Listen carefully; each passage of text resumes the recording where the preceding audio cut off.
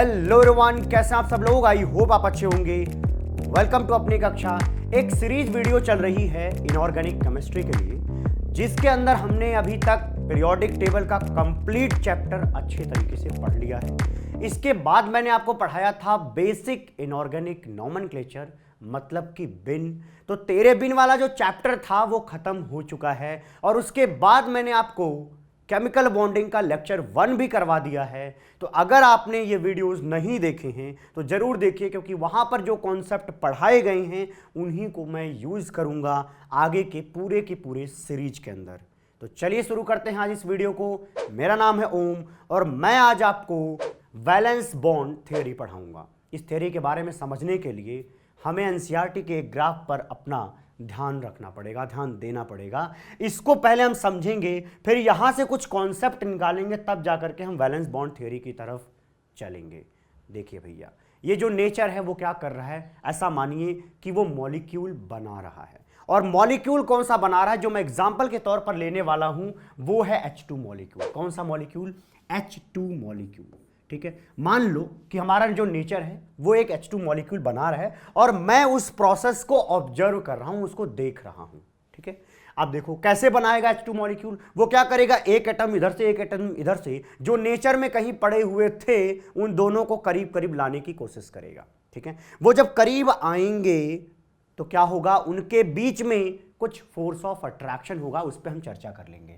यहां पर देखिएगा, यहां पे एक हाइड्रोजन का एटम है, यहां पर एक दूसरा हाइड्रोजन का एटम है। ठीक है, इसके पास क्या होगा, ये देखिए बीच में होगा न्यूक्लियस, यहां पे होगा प्रोटॉन, यहां पे भी होगा प्रोटॉन। प्रोटॉन मतलब पॉजिटिव चार्ज। इस हाइड्रोजन के पास भी एक इलेक्ट्रॉन होगा, इसके पास भी एक इलेक्ट्रॉन होगा। चलिए यहां दिखा देते हैं, मैं यहां पर एक इलेक्ट्रॉन बना दे रहा हूं, यहां पे भी मैं इस तरीके से एक इलेक्ट्रॉन बना दे रहा हूं। ये कॉन्सेप्ट समझाने के लिए है शुरुआत में, बाद में मैं आपको बताऊंगा कि वैलेंस बॉन्ड थ्योरी किस तरीके से सोचता है। अभी मैंने यहां पर इलेक्ट्रॉन बना दिए हैं।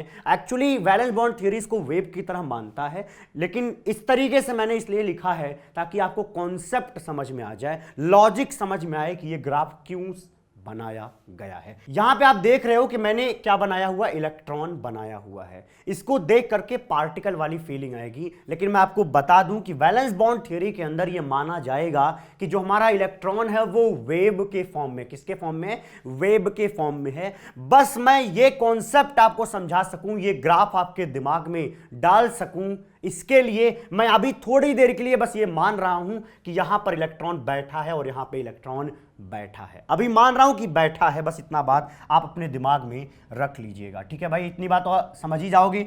ओके भाई, अब देखो होता क्या है, ये जो हाइड्रोजन है इसका जो ये वाला न्यूक्लियस है वो क्या करेगा, इस इलेक्ट्रॉन को अपनी तरफ खींचने की कोशिश करेगा। अरे भाई, जब नेचर उसको पास पास लाएगा तो जो यहां का न्यूक्लियस है वो पड़ोसी हाइड्रोजन के इलेक्ट्रॉन को अपनी तरफ खींचेगा। क्यों खींचेगा? क्योंकि भैया एक पर पॉजिटिव है दूसरे पर नेगेटिव, तो प्लस तो माइनस को खींचता है। यहां पर इलेक्ट्रोस्टैटिक फोर्स ऑफ अट्रैक्शन आसानी से लगेगा और ये इलेक्ट्रॉन इधर जाने की कोशिश करेगा। बस इतना सोचो कि यहां पर एक फोर्स ऑफ अट्रैक्शन लग रहा है। इतनी बात समझ में आ गई? ओके, फिर देखिए क्या होगा, ये वाला जो न्यूक्लियस होगा वो भी सोचेगा भाई मेरे वाले इलेक्ट्रॉन पे कब्जा करने की कोशिश है तुम्हारी, मैं भी तुम्हारे इलेक्ट्रॉन खींचूंगा।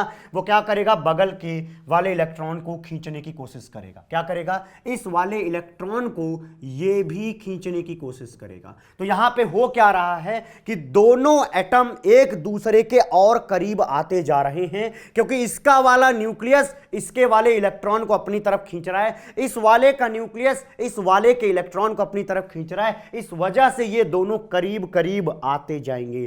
तो यहां पे जो ये फोर्स ऑफ अट्रैक्शन लग रहा है वो जिम्मेदार है दोनों को बहुत करीब लाने के लिए। क्या करने के लिए? दोनों को बहुत करीब लाने के लिए ये फोर्स ऑफ अट्रैक्शन जिम्मेदार है। होता क्या है कि वो इतना ज्यादा फोर्स ऑफ अट्रैक्शन से खींचने लग जाते हैं कि वहां पे मर्जिंग हो जाती है। वो दोनों एक दूसरे की बाउंड्री को भूल करके अच्छे से गले लगाते हैं। क्या करते हैं? अच्छे से गले लगाते हैं। होता क्या है, अभी अलग अलग हमने ये बॉर्डर्स बना रखे हैं, ये क्या हो जाएंगे, मर्ज हो जाएंगे। अब देखो जब ये मर्ज होते हैं तो यहां पर बीच में कुछ एरिया ऐसा मिलता है जो कॉमन रहता है। क्या रहता है? जो कॉमन रहता है। हुआ क्या भैया, जब H2 मॉलिक्यूल बन रहा था तो हमने यहां पे देखा कि वो दोनों एक दूसरे के साथ बहुत ज्यादा चिपक गए और वहां पर एक ऐसा एरिया मिलता है जो दोनों के लिए कॉमन है, जिस पर यहां वाले इलेक्ट्रॉन पर इनका भी कब्जा है और यहां वाले इलेक्ट्रॉन पर इनका भी कब्जा है। इतनी बात समझ में आ गई? अच्छा जी, यहां पे मैंने एक शब्द बोला है अभी, मर्जिंग। क्या बोला है? मर्ज कर देना। ठीक है, तो मैं यहां पे लिख रहा हूं कि यहां पे क्या हुआ? मर्जिंग हुआ। यहां पे जो ये शब्द मर्जिंग लिखा है इसी को बोला जाता है ओवरलैप। क्या बोला जाता है? ओवरलैप बोला जाता है। देखिएगा मैंने यहां पे लिख भी रखा है, क्या बोला जाता है भैया? ओवरलैप बोला जाता है। क्या आपको ये चीज समझ में आई? क्या आपको यह समझ में आया कि जो दो हाइड्रोजन एक दूसरे के साथ चिपक रहे थे, तो जब ये वाला एरिया जो कि कॉमन था, वो जो कॉमन एरिया है उसको देख करके कोई भी बोल देगा ये दोनों लोग एक दूसरे में क्या हो गए? मर्ज हो गए। तो यहां पे जो ये मर्जिंग हुई है इसी को बोला जाता है ओवरलैप। लेकिन ये क्या मर्जिंग कंप्लीटली हुई है? क्या ये पूरा का पूरा एटम उठ करके इसके ऊपर आ गया? नहीं, कम गया था, थोड़ा सा एरिया एक दूसरे के साथ क्या हुआ? कॉमन हुआ था। इस वजह से यहां पे लिखा जाता है पार्शियल मर्जिंग। क्या लिखा जाता है? पार्शियल मर्जिंग लिखा जाता है। और इसी पार्शियल मर्जिंग को ओवरलैप बोला जाता है यहां पर एटम के केस में। अब समझिएगा ध्यान से, अब मैं इसी को थोड़ा सा और विस्तार में पढ़ाऊंगा। अब देखो भैया, हाइड्रोजन है हमारा, यहां पे क्या है? यहां पे भैया हमारा हाइड्रोजन। हाइड्रोजन के पास है क्या? 1s ऑर्बिटल है। कौन सा ऑर्बिटल है? 1s ऑर्बिटल है। और यहां पर भी 1s ऑर्बिटल है। तो जो आप यहां पे ये स्फेयर देख रहे हो, ये स्फेयर जो है 1s को रिप्रेजेंट कर रहा है और वहां पर एक इलेक्ट्रॉन प्रेजेंट है और यहां पर भी एक इलेक्ट्रॉन इस तरीके से प्रेजेंट है। अब जब दोनों 1s एक दूसरे के साथ मिलते हैं तो यहां पे मर्जिंग होती है और हम यहां पे बीच में ये दोनों इलेक्ट्रॉन बना दे रहे हैं। ये सिर्फ आपको समझाने के लिए, ध्यान दीजिएगा, मैं हर बार ये लाइन बोल रहा हूं कि आपको समझाने के लिए मैंने इलेक्ट्रॉन को इस तरीके से बनाया है। अदरवाइज वैलेंस बॉन्ड थ्योरी तो वेव नेचर को लेकर के आगे चलती है, जिसको हम आगे अच्छे तरीके से समझेंगे। लेकिन फिलहाल आपको यह समझ में आ चुका होगा कि जो ये मर्जिंग एरिया होगा, इलेक्ट्रॉन की मैक्सिमम डेंसिटी जो है वहीं पर मिल रही होगी। कोई दिक्कत है क्या? नहीं है। ये क्या भैया? ये हाइड्रोजन का 1s है, ये जो है दूसरे वाले हाइड्रोजन का 1s है। इसी चीज को ग्राफ में देखो कैसे लिखा गया है, वो समझने की कोशिश करना। यहां पे हमने क्या लिया है? इस वाले x एक्सिस पर हमने लिखा हुआ है r और y एक्सिस पर हमने लिखा हुआ है पोटेंशियल एनर्जी। क्या लिखा है? Potential energy. ये जो r है, ये जो है डिस्टेंस बिटवीन दो एटम्स है। देखो भाई ध्यान सुनना, जब नेचर दो हाइड्रोजन को पास ला रहा था तो शुरुआत में कहां थे दोनों हाइड्रोजन? एक दूसरे से दूर थे, तो इनके बीच की जो दूरी थी वो ज्यादा थी, इंटर न्यूक्लियर डिस्टेंस जो है वो ज्यादा था। फिर हम क्या कर रहे हैं? धीरे धीरे धीरे धीरे उसको करीब ला रहे हैं, और जब करीब लाएंगे तो इंटर न्यूक्लियर डिस्टेंस क्या होगा? कम होगा। यही है यहां पे देखो इंटर न्यूक्लियर डिस्टेंस ज्यादा मिलेगा। फिर जैसे जैसे आप इधर आओगे यहां पे आपको मिनिमम इंटर न्यूक्लियर डिस्टेंस दिखेगा, समझ में आएगा। ये लॉजिक समझ में आया? अच्छा जी, हुआ क्या? आप देखो मैं यहां से लेकर के चलता हूं, यहां पे ये दोनों हाइड्रोजन्स हैं, ठीक है, ये क्या है? हाइड्रोजन्स हैं। मैं यहां पे अब इसको 1s लिखूंगा। क्या लिखूंगा? 1s, क्योंकि मैंने यहां पे समझा दिया है। अच्छा जी, जब इसका 1s और इसका 1s इस तरीके से पास आ रहे थे तो होता क्या है? फोर्स ऑफ अट्रैक्शन लगता है। इसका वाला न्यूक्लियस इस इलेक्ट्रॉन को खींचता है, इसका वाला न्यूक्लियस इस इलेक्ट्रॉन को खींचता है। यहां पर फोर्स ऑफ अट्रैक्शन इन्वॉल्व हो रहा है। और कहीं भी नेचर में अगर फोर्स ऑफ अट्रैक्शन लग रहा है मेरे भाई, तो वो सिस्टम स्टेबल हो रहा है। अगर वो सिस्टम स्टेबल हो रहा है तो वो अपने अंदर से एनर्जी निकाल के बाहर फेंकेगा ताकि वो अपने आप को स्टेबलाइज कर सके। जब वो एनर्जी निकालता है तभी वो खुद को क्या करता है? स्टेबल करता है। यही चीज यहां पे दिखाई गई है कि जब ये लोग दूर दूर थे तो यहां पर देखो पोटेंशियल एनर्जी के ग्राफ में पोटेंशियल एनर्जी यहां पे दिख रही है। लेकिन जैसे जैसे ये करीब आते जाएंगे फोर्स ऑफ अट्रैक्शन बढ़ता जाएगा, और जितना ज्यादा फोर्स ऑफ अट्रैक्शन होगा वो सिस्टम अपने अंदर से एनर्जी निकाल के बाहर फेंकेगा। और अगर एनर्जी निकाल के बाहर फेंकेगा मेरे भाई तो उसका एनर्जी डाउन होगा। उसका एनर्जी क्या होगा? डाउन होगा। यहां पर फोर्स ऑफ अट्रैक्शन की वजह से यहां पे लगातार एनर्जी डाउन होता जा रहा है, क्योंकि ये दोनों दोनों एक दूसरे के पास आते जा रहे हैं। इसको समझने में कोई दिक्कत हुई होगी? नहीं हुई होगी। अब देखो होता क्या है, एक ऐसी कंडीशन आती है कि भाई कितना करीब जाओगे, बहुत करीब आ चुके, थोड़ा सा मर्जिंग भी हो गई, कुछ इस तरीके से मर्जिंग भी अब हो गई। अब इससे ज्यादा अगर तुम चले गए मेरे भाई तो ये न्यूक्लियस क्या करेंगे, एक दूसरे को रिपेल कर देंगे। अरे यार न्यूक्लियस पे कौन सा चार्ज है? Positive charge. यहां पे भी पॉजिटिव, यहां पे भी पॉजिटिव। अब दो पॉजिटिव चार्ज बहुत करीब ला दोगे तो रिपेल करके मॉलिक्यूल ही तोड़ देगा, लेकिन हमें ऐसी कंडीशन नहीं करनी। नेचर को H2 मॉलिक्यूल बनाना है, तोड़ना नहीं है। इस वजह से वो ले जा करके इसी मर्जिंग पे रोक देगा। किसको? बॉन्ड के फॉर्मेशन को, इस अट्रैक्टिव फोर्स को, ताकि रिपल्सिव फोर्सेस हावी ना हो जाएं। क्या बोला मैंने? रिपल्सिव फोर्सेस इनके बीच में जो लग रही हैं वो हावी ना हो जाएं। अब एक बात बताओ, रिपल्सिव फोर्सेस ज्यादा कब लगेंगी? जब ये बहुत करीब आएंगे। इसका मतलब जब इनके बीच की दूरी बहुत कम होगी, मतलब इंटरन्यूक्लियर डिस्टेंस कम होगा। तो बोला जाता है कि यहां पर जब अट्रैक्टिव फोर्स लगता है तो लगातार एनर्जी क्या हो रही है? कम हो रही है। इस सिस्टम तक, सॉरी इस पॉइंट तक एनर्जी कम हुई है, लेकिन अगर तुम इससे और ज्यादा करीब आने लग गए, यहां जो मर्जिंग वाला पॉइंट था उससे और ज्यादा करीब आओगे, न्यूक्लियस रिपेल करके दूर कर देगा, और जैसे ही रिपल्सन होगा किसी सिस्टम के अंदर, सिस्टम की एनर्जी बढ़ जाएगी। और सिस्टम की एनर्जी अगर बढ़ेगी तो यह कर्व कहां जाएगा? ऊपर की तरफ जाता जाएगा। और ये देखो ऊपर की तरफ क्यों जा रहा है? क्योंकि यहां पर डिस्टेंस क्या हो रहा है? कम हो रहा है। तो मतलब कुल मिला के ये नेचर अगर H2 मॉलिक्यूल बनाना चाहता है तो दोनों हाइड्रोजन को थोड़ा एक गैप पे रखेगा, उनके न्यूक्लियस को थोड़ा एक गैप पे रखेगा, ताकि ये बहुत ज्यादा रिपेल ना करें। आपके मन में ये सवाल हो सकता है कि सर इसको सीख करके हमारा क्या फायदा हुआ? मेरे भाई तो बहुत सारा कॉन्सेप्ट सीख चुके हो, चलिए मैं आपको बता देता हूं। हुआ क्या, देखिए जब ये इन्होंने मर्ज किया तो इस तरीके से कुछ मर्जिंग हुई। यहां पे क्या हुआ? ओवरलैप हुआ। अच्छा जी, ओवरलैप का कॉन्सेप्ट समझ में आ गया। अब देखो ये इतना करीब आ चुके हैं, ये इतना करीब आ चुके हैं, जिससे ज्यादा करीब अब वो आना नहीं चाहते, जिससे ज्यादा करीब अब वो आना नहीं चाहते। तो ये जो दूरी है ना, इसी को बोलते हैं बॉन्ड लेंथ। क्या बोलते हैं? इसी को बोला जाता है बॉन्ड लेंथ। बॉन्ड लेंथ जो है वो लेंथ है जहां पे अट्रैक्टिव फोर्स और रिपल्सिव फोर्स दोनों बराबर हो जाती हैं। ना तो रिपल्सिव फोर्स हावी हो रही है, ना तो अट्रैक्टिव फोर्स हावी हो रही है। तो उस समय जो न्यूक्लियस के बीच का जो डिस्टेंस है उसी को क्या बोल दिया जाता है? उसी को बॉन्ड लेंथ बोल दिया जाता है। तो यहां पे जो बॉन्ड लेंथ H2 के केस में मिलता है वो बॉन्ड लेंथ होता है भैया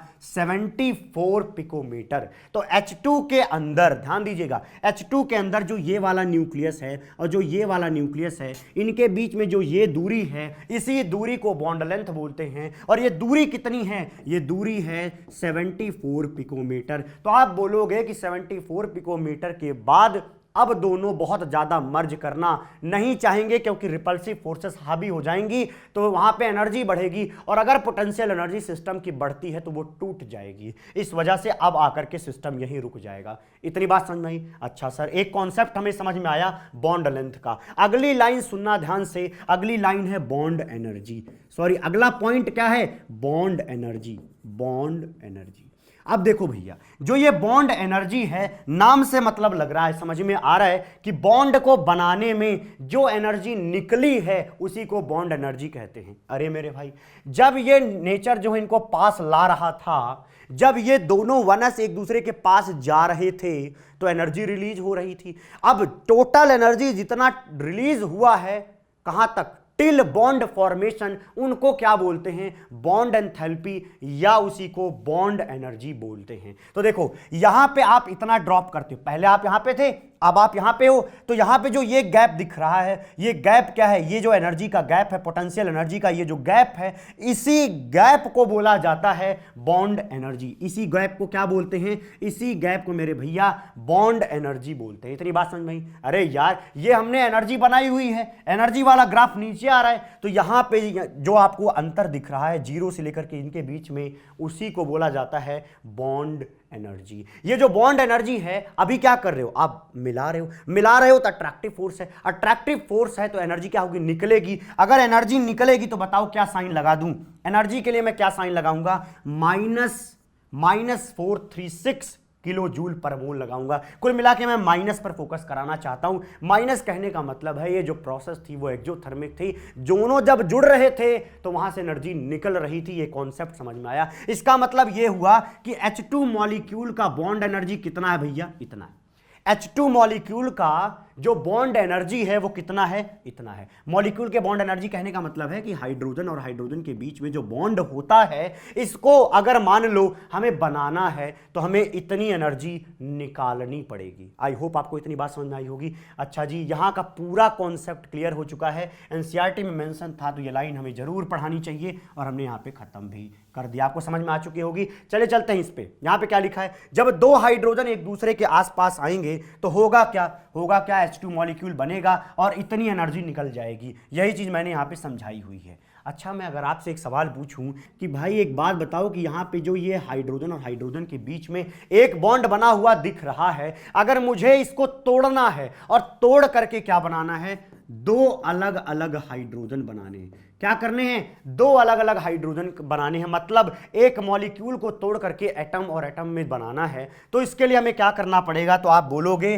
कि सर इसके ऊपर हमें एनर्जी डालनी पड़ेगी। अब मैं आपसे पूछूंगा कि यहां पे आप बताइए कितनी एनर्जी इसके ऊपर डालनी पड़ेगी, तो शायद आपका जवाब होगा कि इतनी एनर्जी डालनी पड़ेगी। जब आप इसके ऊपर 436 किलो जूल पर मोल की एनर्जी डालोगे तो इसका एक मोल H2 जो है, एक मोल H2 मॉलिक्यूल टूट करके इस तरीके से बन जाएगा। सेम बात है। अरे यार, इनको जोड़ोगे तो इतनी एनर्जी निकलेगी, लेकिन अगर हमें ये तोड़ना है तो सेम एनर्जी हमें देनी पड़ेगी, सप्लाई करनी पड़ेगी। कुछ लाइन लिखी गई है, पढ़ करके देख लीजिए। लिखा गया है कि since the energy gets released when the bond is formed between two hydrogen atoms, the hydrogen molecule is more stable than that of the isolated hydrogen atoms। समझ में आया क्या बोला गया कि यहां पे एनर्जी रिलीज हो रही है इस वजह से जो ये दोनों हाइड्रोजन नेचर में अलग अलग घूम रहे थे, ये ज्यादा स्टेबल नहीं थे, वो खुद को स्टेबलाइज करने के लिए आसपास आते हैं और अट्रैक्टिव फोर्स से एक दूसरे के साथ जुड़ जाते हैं। इसका मतलब ये हुआ कि ज्यादा स्टेबल कौन, H2 मॉलिक्यूल। ज्यादा स्टेबल कौन, H2 मॉलिक्यूल। क्यों बोल रहा हूं मैं H2 मॉलिक्यूल, अरे मेरे भाई यहां दोनों हाइड्रोजन्स हैं, यहां पे दोनों हाइड्रोजन्स, एनर्जी वाइज देखो, यहां पे एनर्जी है, ठीक। अब दोनों हाइड्रोजन्स यहां पे हैं लेकिन मॉलिक्यूल यहां पे है, तो भैया यहां पे क्या हो रहा है, ड्रॉप हो रहा है एनर्जी का। तो यहां पे ये बोला जाएगा कि ये जो H2 मॉलिक्यूल है उसको बनाने में हमने इतनी एनर्जी निकाल दी, और अगर एनर्जी निकाल दी तो वो बहुत स्टेबल हो गया। तो कुल मिला के ये कि जो हमारा H2 मॉलिक्यूल होता है ना, वो हमारे एटम हाइड्रोजन से क्या होता है, ज़्यादा स्टेबल होता है, ज़्यादा अच्छा होता है। अच्छा जी, यहाँ पे लिखा गया है आइसोलेटेड एटम, स्टेबल लिखा गया था, लाइन समझ में आ चुकी है। नेक्स्ट पे चलते हैं। नेक्स्ट लिखा गया है कि the energy so released is called bond enthalpy. जब हम दो हाइड्रोजन को एक साथ जोड़ रहे थे, एक बॉन्ड बनाने की कोशिश कर रहे थे, तो इस प्रोसेस में जो एनर्जी रिलीज हुई उसी को हम बॉन्ड एनर्जी बोलते हैं। आई होप आपको पूरी बात समझ में आई होगी। चलते हैं भैया नेक्स्ट पे। हमने बोला था ना कि आपका जो ये VBT है, जो आपका ये VBT है, इसको नोट डाउन करो। ये जो हमारा VBT है ये एक क्वांटम मैकेनिकल मॉडल है, क्वांटम मैकेनिकल मॉडल है। ध्यान दीजिएगा कि जो VBT है मतलब वैलेंस बॉन्ड थ्योरी है, ये क्वांटम मैकेनिकल मॉडल है। इसको हम क्वांटम मैकेनिक्स में मैथमेटिकली प्रूफ करते हैं। जो भी हम यहाँ पे थ्योरेटिकली आपको पढ़ाते हैं, इन सब का प्रूफ जो है आपको क्वांटम मैकेनिक्स के अंदर मिलता है। तो जो आपका ये VBT है ये क्वांटम मैकेनिकल मॉडल है। इसी तरीके से आगे आप एक चीज पढ़ोगे MOT, मॉलिक्यूलर ऑर्बिटल थियरी, ये भी जो है एक क्वांटम मैकेनिकल मॉडल। तो ये दोनों मॉडल हमें बहुत अच्छे तरीके से समझने हैं। अब क्वांटम शब्द आया है तो हमें यहाँ पे वेव फंक्शंस वगैरह आपको समझाने पड़ेंगे। इसको समझाने के लिए मैं पहले आपको दो वेव के बारे में समझाऊंगा। यहाँ पे देखिएगा हमने दो वेव बना रखी है, ठीक है। ये दोनों वेव जब कंस्ट्रक्टिव इंटरफेरेंस कहती हैं, जब ये कंस्ट्रक्टिव ओवरलैप करती हैं, तो होता क्या है कि ये जो है इतना पॉइंट और जो इतना है आपको दिख रहा, तो ये इतना हाइट हो जाता है, ये वाला और ये वाला जुड़ करके इतना हाइट हो जाता है। इसको बोलते हैं कंस्ट्रक्टिव ओवरलैप या constructive interference of two waves. क्या बोला मैंने, यहां पे ये दोनों वेव्स थी। अब इन वेव को रिप्रेजेंट करने के लिए हमने एक चीज पढ़ाई हुई है आपको एटॉमिक स्ट्रक्चर के चैप्टर में, वो है वेव फंक्शन। इसको नोटेशन क्या दिया जाएगा, मान लो इसको हमने लिख दिया साई ए, इसके लिए हमने क्या लिखा साई ए, और इसके लिए लिख दिया हमने साई बी। ठीक है, इसको रिप्रेजेंट कर रहे हैं साई बी लिख करके, इसको रिप्रेजेंट कर रहे हैं साई ए लिख करके। जब ये दोनों एक दूसरे के साथ कंस्ट्रक्टिव इंटरफेरेंस करती हैं तो उसको लिखने का तरीका होता है Sai A plus psi B. क्या लिखा जाता है, Sai A plus psi B. जो ये Sai A plus psi B आप देख रहे हो, ये इस वाले वेव को रिप्रेजेंट कर रहा है जो कि बना हुआ है after constructive interference of these two. I hope आपको इतनी बात समझ में आई होगी, इसमें कोई दुख तकलीफ नहीं होगी। इतनी बात समझ में आई है। अब मैं कुछ बातें बोलूंगा आपसे कि जो ये वेव है ना, ये एक्चुअली इलेक्ट्रॉन है। अब मैं यहां से कॉन्सेप्ट को ले चल रहा हूं कि जो हमारा इलेक्ट्रॉन है वो हमारा एक वेव है। क्या है, वो एक वेव है। तो ऐसा मानो कि एक इलेक्ट्रॉन को हमने इस तरीके से रिप्रेजेंट किया, एक इलेक्ट्रॉन को हमने इस तरीके से रिप्रेजेंट किया हुआ है। अच्छा जी, तो ये क्या है, आप समझ चुके हैं क्या है, वेव है। कौन है भैया ये वेव के फॉर्म में, इलेक्ट्रॉन है। इतनी बात समझ में आ गई। अच्छा, जब ये दोनों एक दूसरे के साथ इंटरफेरेंस करेंगे तो होगा क्या, कुछ इस तरीके का एक वेव बनेगा Sai A plus psi B का। इतनी बात समझ में आ गई। अच्छा जी, अब देखो एक चीज समझाऊंगा, इसको बोलते हैं प्रोबेबिलिटी। क्या बोलते हैं, इसको बोलते हैं प्रोबेबिलिटी। अब समझना ये प्रोबेबिलिटी क्या होती है। प्रोबेबिलिटी ऑफ फाइंडिंग इलेक्ट्रॉन, अच्छा कहीं सुना है क्या, प्रोबेबिलिटी ऑफ फाइंडिंग इलेक्ट्रॉन। क्या, प्रोबेबिलिटी ऑफ फाइंडिंग इलेक्ट्रॉन, ये कहीं जरूर सुना होगा। अरे मैंने ही पढ़ाया था जब मैं आपको पढ़ा रहा था शुरुआत का पीरियोडिक टेबल वाला चैप्टर। ठीक है भैया, तो यहां पे आपको वही चीज लगानी है, ध्यान दीजिएगा।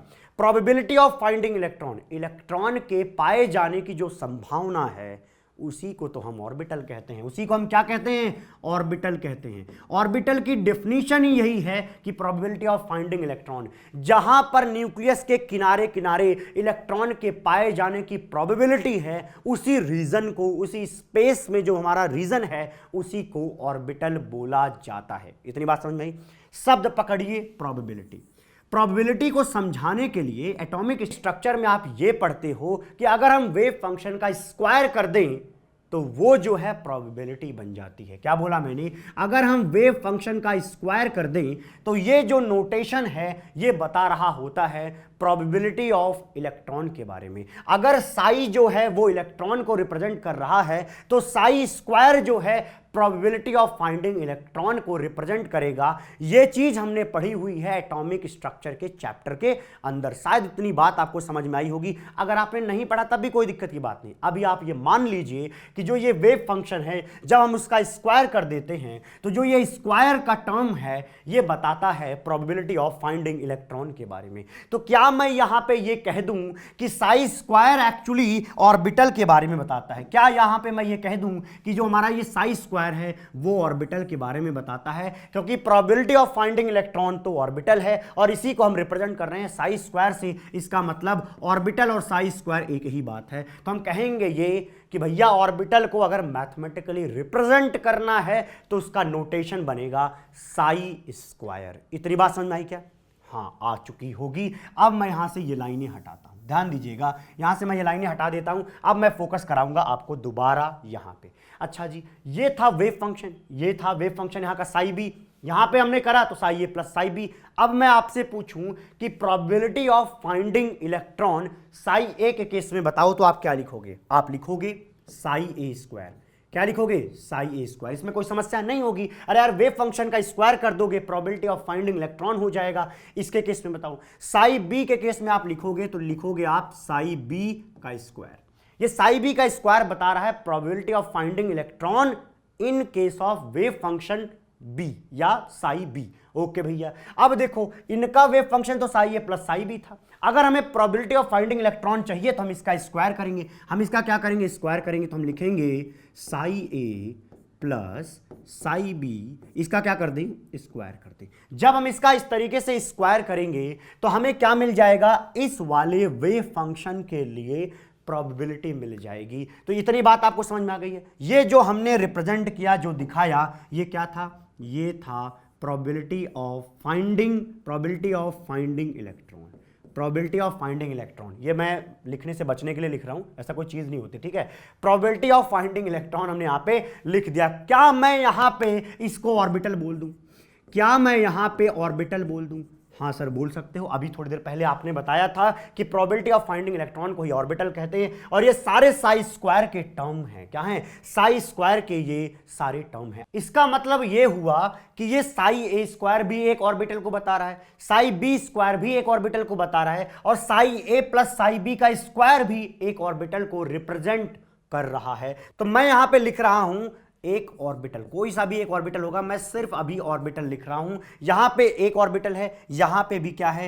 एक ऑर्बिटल है, और यहां पर भी एक ऑर्बिटल बन रहा है। सिर्फ मैंने अभी तक लिखा है एक ऑर्बिटल इस तरीके से बन रहा है। इतनी बात समझ में आ गई? अब देखो मैं इस चीज को लेकर के चल रहा हूं जो मैंने अभी पीछे पढ़ाया था कि ये एस ऑर्बिटल है, ये एस ऑर्बिटल है, ये मर्ज करते हैं तो हमें कुछ इस तरीके का क्या मिलता है? कुछ इस तरीके का मर्जिंग मिलता है, और इस तरीके का मॉलिक्यूल का ऑर्बिटल मिलता है। अरे यार अगर ये एटम के ऑर्बिटल हैं, मतलब ये क्या हैं? ये एटॉमिक ऑर्बिटल हैं। ये क्या हैं? ये भी एटॉमिक ऑर्बिटल हैं। तो ये क्या बने? अरे यार ये तो H2 मॉलिक्यूल बना। अगर ये मॉलिक्यूल है तो इसको बोला जाएगा मॉलिक्यूलर ऑर्बिटल। ये जो आप यहां पे देख रहे हो इसको बोला जाएगा मॉलिक्यूलर ऑर्बिटल। तो आप ये बोलोगे कि VBT ये कहती है, VBT ये कहती है कि जब दो एटॉमिक ऑर्बिटल एक दूसरे के साथ मिलेंगे तो वो हमें मॉलिक्यूलर ऑर्बिटल देंगे। क्या देंगे? मॉलिक्यूलर ऑर्बिटल देंगे। और इसी चीज को मैं यहां पे समझा रहा हूं। मैथमेटिक्स में हमने इस तरीके से बोला है।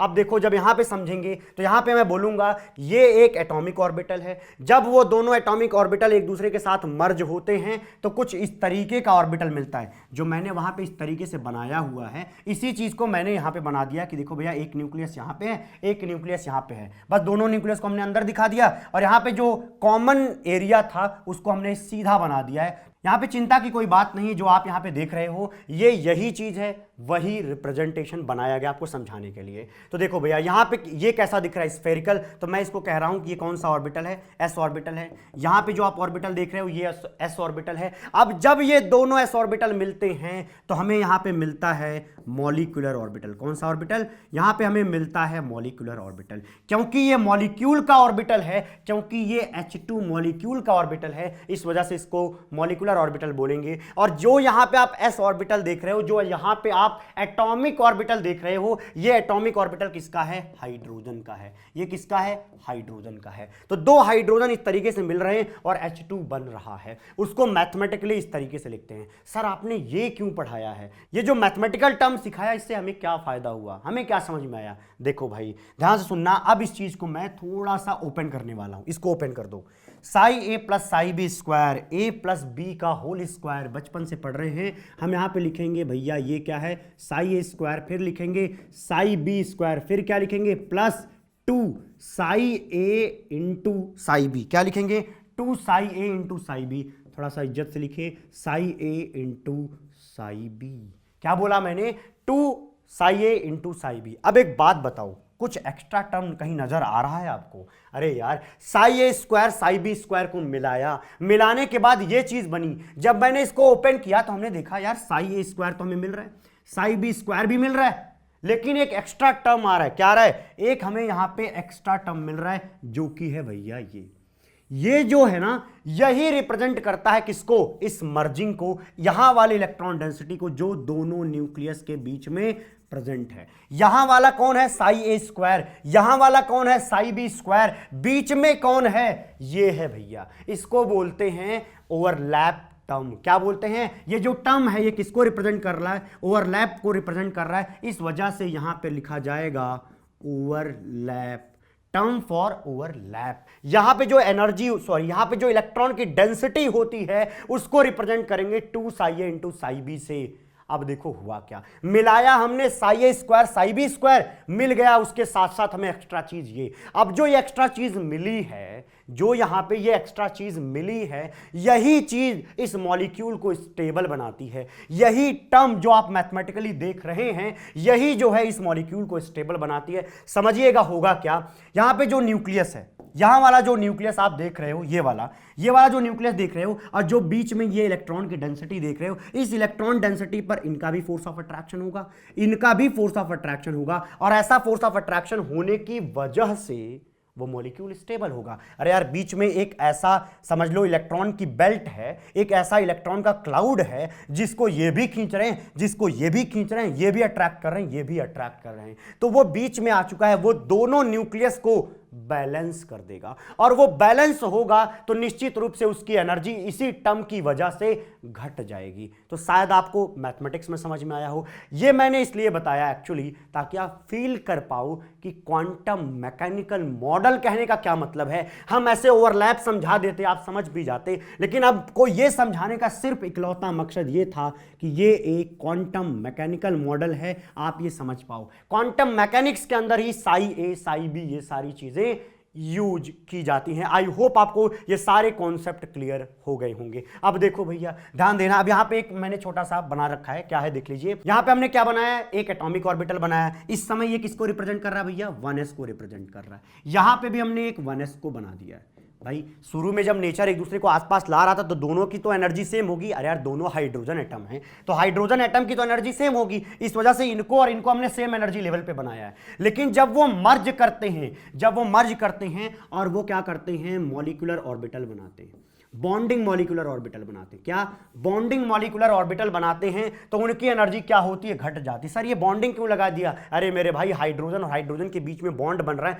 मॉलिक्यूल के अंदर बॉन्ड होता है, इस वजह से हम यहाँ पे बॉन्डिंग मॉलिक्यूलर ऑर्बिटल लिख रहे हैं। ओके भैया जी, जब ये दोनों आसपास आए तो इसका एनर्जी क्या हुआ, देखो यहां से एनर्जी का ड्रॉप मिला हमें। यहाँ पे देखो, इसका यहाँ पे जो एनर्जी का लेवल है दोनों के लिए सेम है, यहाँ पे एनर्जी का हमें ड्रॉप दिख रहा है, और इसी ड्रॉप की वजह से ये मॉलिक्यूल बनना चाहता है। तो आई होप आपको ये समझ में आया कोई मॉलिक्यूल क्यों बनना चाहता है, क्योंकि पहले वो ज्यादा स्टेबल नहीं थे, लेकिन जब वो मिलते हैं तो उसकी एनर्जी क्या हो जाती, कम हो जाती है, इसी वजह से वो ज्यादा स्टेबल हो पाता है। तो ये समझ में आया क्या कि ये क्या है, ये मॉलिक्यूलर ऑर्बिटल, सॉरी ये bonding molecular orbital of hydrogen है, क्योंकि ये जो 1s है वो हाइड्रोजन को रिप्रेजेंट कर रहा है, ये भी हाइड्रोजन को रिप्रेजेंट कर रहा है। ये समझ में आ गया होगा यार। यहाँ पे पीछे देखो जाके, यहाँ पे हमने किया क्या, दोनों को ला करके मिलाया, और मिलाने के बाद एनर्जी का ड्रॉप ही तो दिखाया है। तो इसी ग्राफ को बस हमने थोड़ा सा इज्जत से बना दिया है, तो इस तरीके का दिखने लग गया है। यहां तक का कॉन्सेप्ट समझने के बाद चलते हैं भैया नेक्स्ट स्लाइड पे।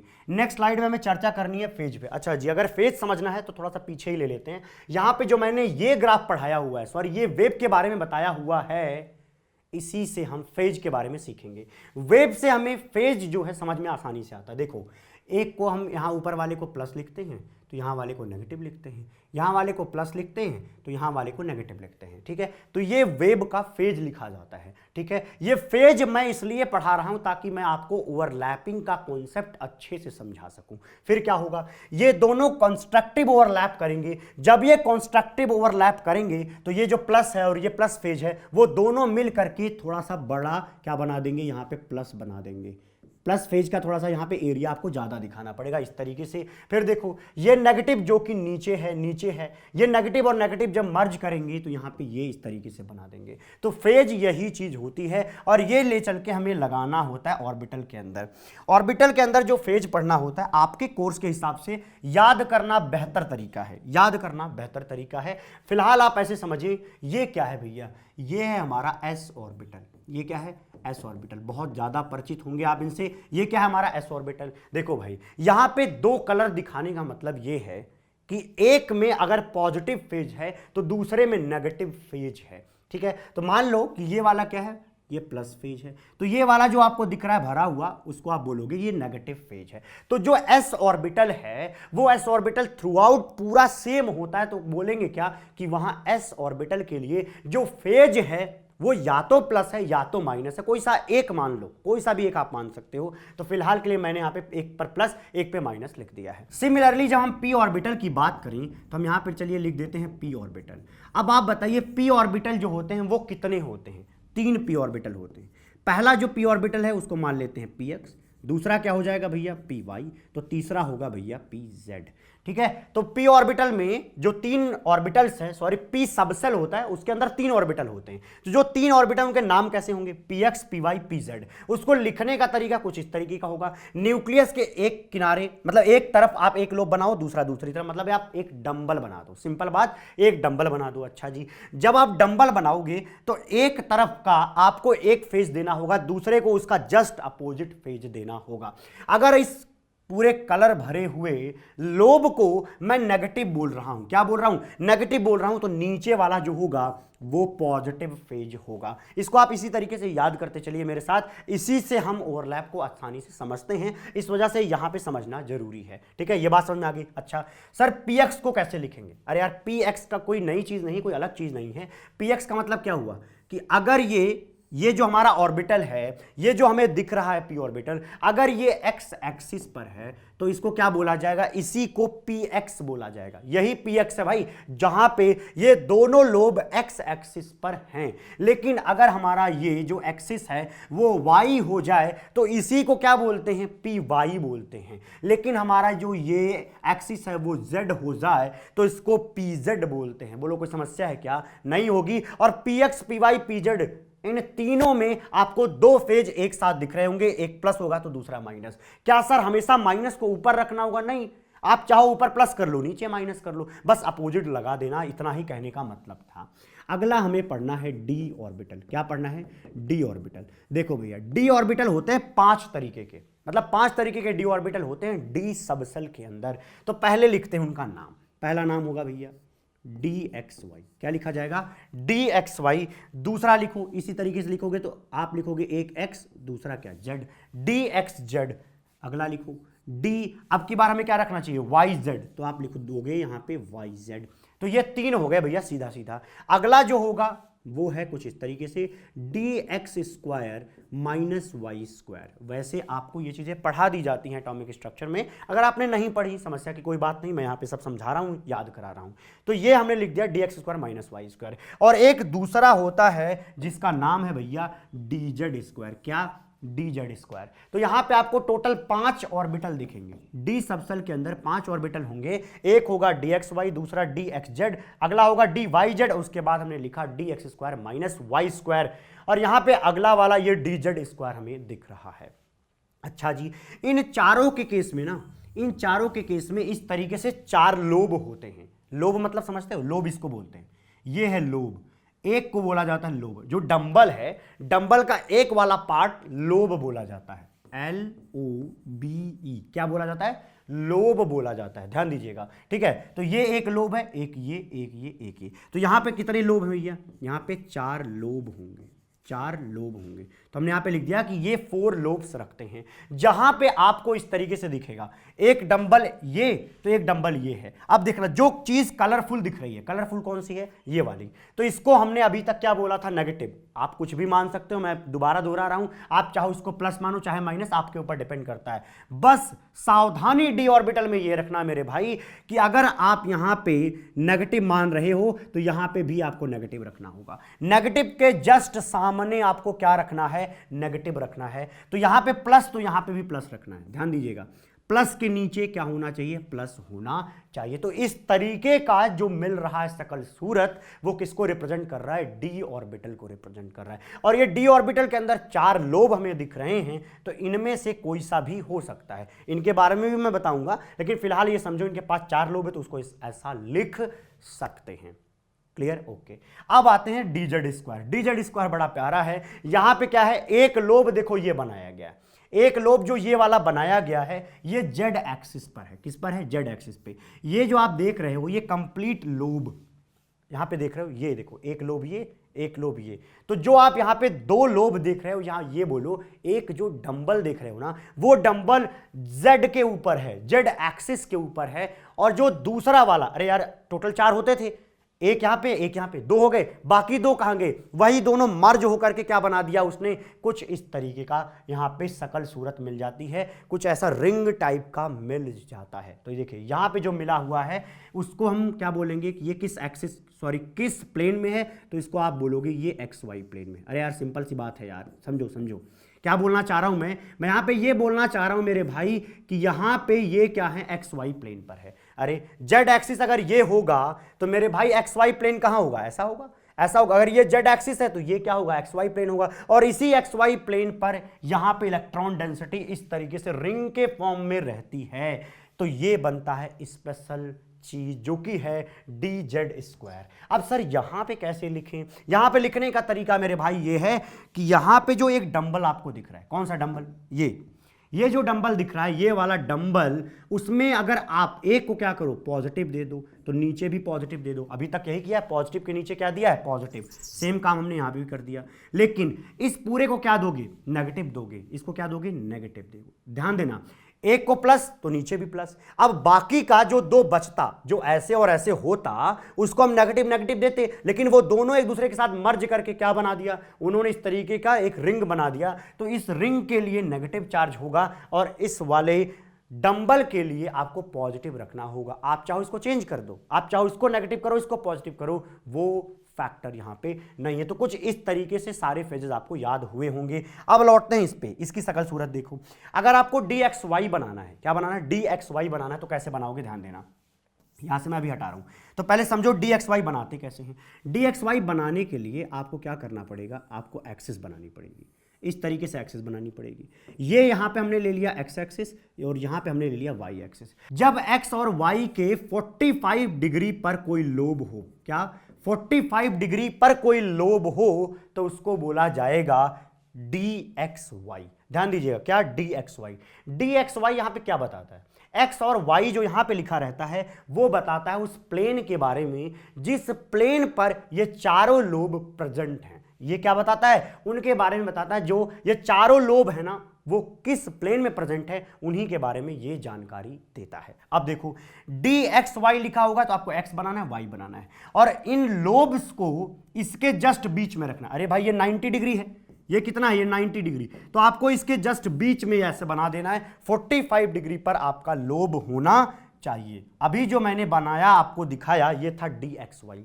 अगला है डी एक्स जेड। अगर एक्स जेड करना है तो एक्स रख लो, यहां से वाई हटा दो, क्या करो, वाई हटा के यहां जेड कर लो। अगर ये जेड एक्सिस हो जाए, अगर ये क्या हो जाए, अगर ये जेड एक्सिस हो जाए, तो ये जो चीज अब दिख रही है ये है क्या, ये है डी एक्स जेड। मेरे भाई डी एक्स जेड के केस में क्या करना है, देखो यहां पे अगर आप चाहो लाइन नीचे बढ़ा लो, यहां पे आप सीधा खींच लो, तो ज्यादा समझ में अच्छे तरीके से आ जाता है आपको। तो इस तरीके से हमने यहां पे बना दिया। अब देखो यहां पे एक्स और जेड का ये प्लेन है, जो आप ये बोर्ड का प्लेन देख रहे हो, इस समय बोर्ड जो है एक्स जेड प्लेन है, और इसी के ऊपर ये चारों लोब प्रेजेंट हैं, और ये जो लोब हैं वो कितने पर हैं, वो 45 डिग्री पर हैं। कहां से, यहां एक्स से भी और जेड से भी। इतनी बात समझ में आई, हाँ सर समझ में आ गई। चलिए सर नेक्स्ट पे बताइए क्या होगा। नेक्स्ट है डी वाई जेड। मेरे भाई डी वाई जेड कह रहा हूं, जेड यहां पे है तो आपकी बार क्या करो, इसको क्या कर दो, इस वाले को आप वाई कर दो। अच्छा जी, यहां पे हम कर दें वाई। अब जो अब की बार आपको ये बोर्ड है ना, ये बोर्ड जो देख रहे हो, इस बोर्ड का जो प्लेन है, अब की बार मैं उसको क्या मान रहा हूं, वाई जेड प्लेन मान रहा हूं। क्या मान रहा हूं भैया, वाई जेड प्लेन। और इसी वाई जेड प्लेन पर ये चारों लोब क्या हैं, प्रेजेंट हैं। तो इस समय जो आपको दिख रहा है मेरे भाई वो है क्या, वो है डी वाई जेड, और यहां पे ये जो है 45 डिग्री है। ये क्या है, 45 डिग्री का एंगल है जिस पर ये लोब प्रेजेंट है। यहां पर भी देखो, अभी मैंने ऊपर का हर बार बताया है, यहां पे देख लो, ये लोब भी 45 पे है, ये वाला लोब जो बनाया ये वाला ये भी 45 पे, ये वाला भी 45 पे। तो शायद आपको इतनी बात समझ में आ गई होगी। अब आते हैं भैया नेक्स्ट पे।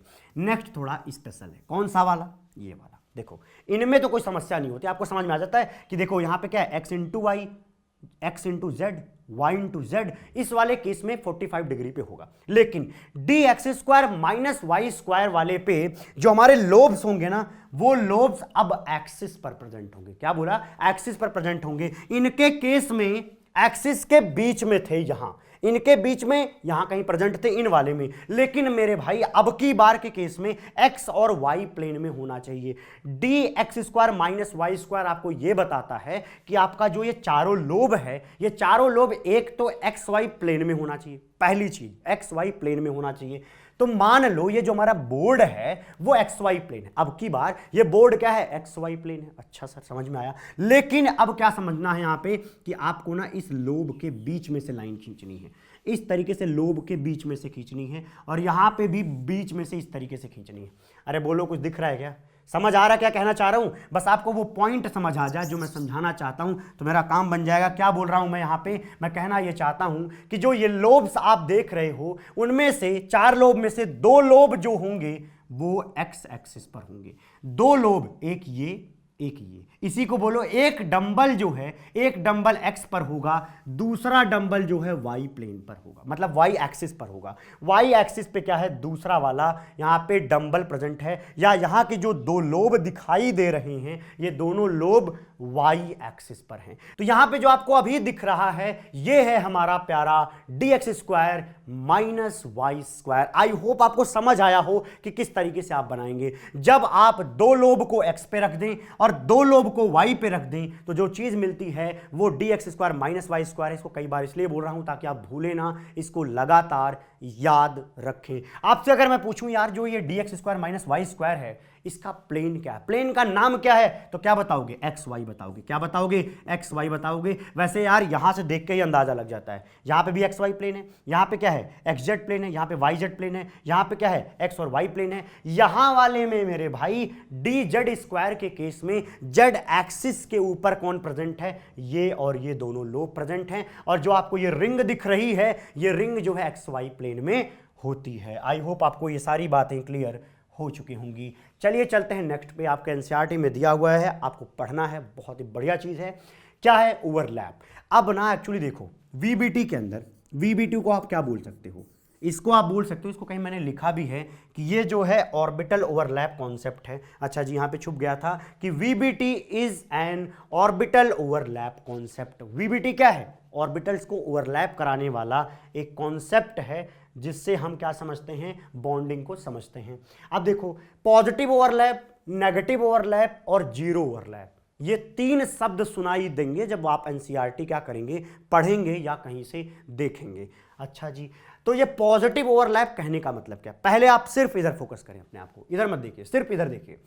पॉजिटिव ओवरलैप कहने का मतलब होता है सेम साइन ओवरलैप। क्या, सेम फेज ओवरलैप या same sign, SIGN, same phase overlap. जब कहीं पे सेम फेज ओवरलैप होगा तो उसको बोला जाएगा पॉजिटिव ओवरलैप। जैसे अगर पॉजिटिव पॉजिटिव से मिले, अगर पॉजिटिव पॉजिटिव से मिले तो इसको बोला जाता है सेम फेज ओवरलैप। अगर यहां पे मैं नेगेटिव बनाता तो नेगेटिव नेगेटिव से मिलता तो उसको भी बोलते क्या, पॉजिटिव ओवरलैप। कैसी अजीब विडंबना है भाई, कैसा अजीब सा आयरनी कह रहे हो सर, कह रहे हो आप पॉजिटिव ओवरलैप और आप यहां पे कह रहे हो कि सर नेगेटिव और नेगेटिव भी मिलेगा तब भी आप उसको क्या बोलोगे, पॉजिटिव ओवरलैप। देखो यहां पे पॉजिटिव शब्द सिर्फ इसको बता रहा है कि वहां पे फेज क्या है, सेम है। फेज क्या है, सेम है। ठीक है भाई, तो समझ में आ रहा है, ओके। अब बात कर लेते हैं नेगेटिव ओवरलैप पे। नेगेटिव ओवरलैप का मतलब है अपोजिट फेज ओवरलैप। जैसे प्लस माइनस से करें या माइनस प्लस के साथ ओवरलैप करें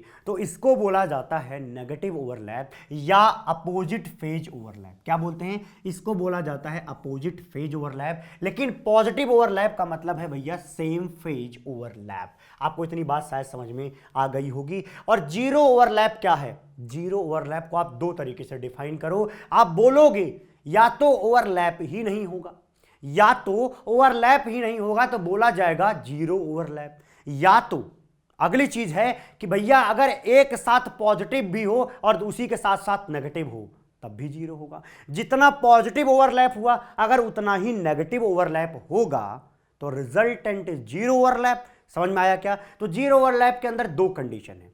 पहली ये कि ओवरलैप ही ना हो तब भी जीरो ओवरलैप। दूसरी ये कि अगर ओवरलैप हो रहा हो लेकिन वहां पे पॉजिटिव ओवरलैप उतना हो जितना कि नेगेटिव ओवरलैप है तो दोनों क्या करेंगे, काउंटर बैलेंस करके जीरो हो जाएंगे। इस वजह से यहां पे जीरो ओवरलैप बोला जाएगा। अब आते हैं इनके एग्जांपल पे। देखिए ये है हमारा जेड एक्सिस।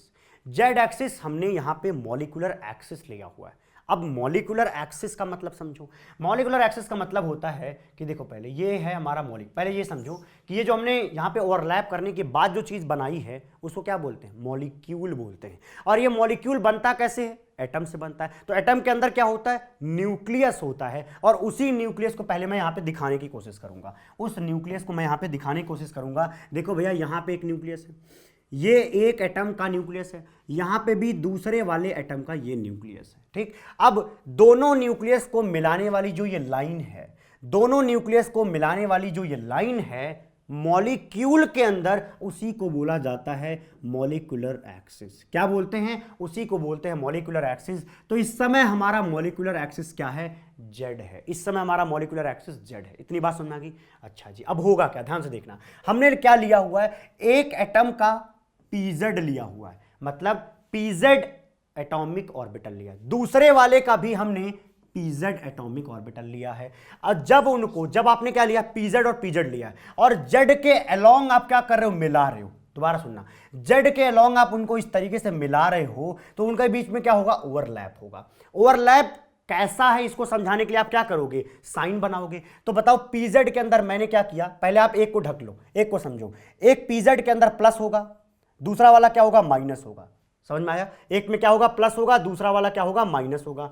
अच्छा जी, यहां पे माइनस हमने बना दिया था। अब इस वाले पर आओ, इस वाले में क्या होगा, एक प्लस होगा तो दूसरा क्या होगा, माइनस होगा। इसमें कोई समस्या है क्या किसी को? अरे मेरे भाई, एक प्लस है, यहां पे देखो एक प्लस है, दूसरा वाला माइनस है। यहां वाले केस में आओ, इस वाले के केस में आओ, ये वाला प्लस है, ये वाला माइनस है। और पीछे पीछे जाकर के यहां पे देखो तो मैंने यही तो पढ़ाया था कि पी ऑर्बिटल में एक प्लस होगा तो दूसरा माइनस होगा, एक माइनस तो दूसरा प्लस होगा। इतनी बात समझ में आ गई क्या?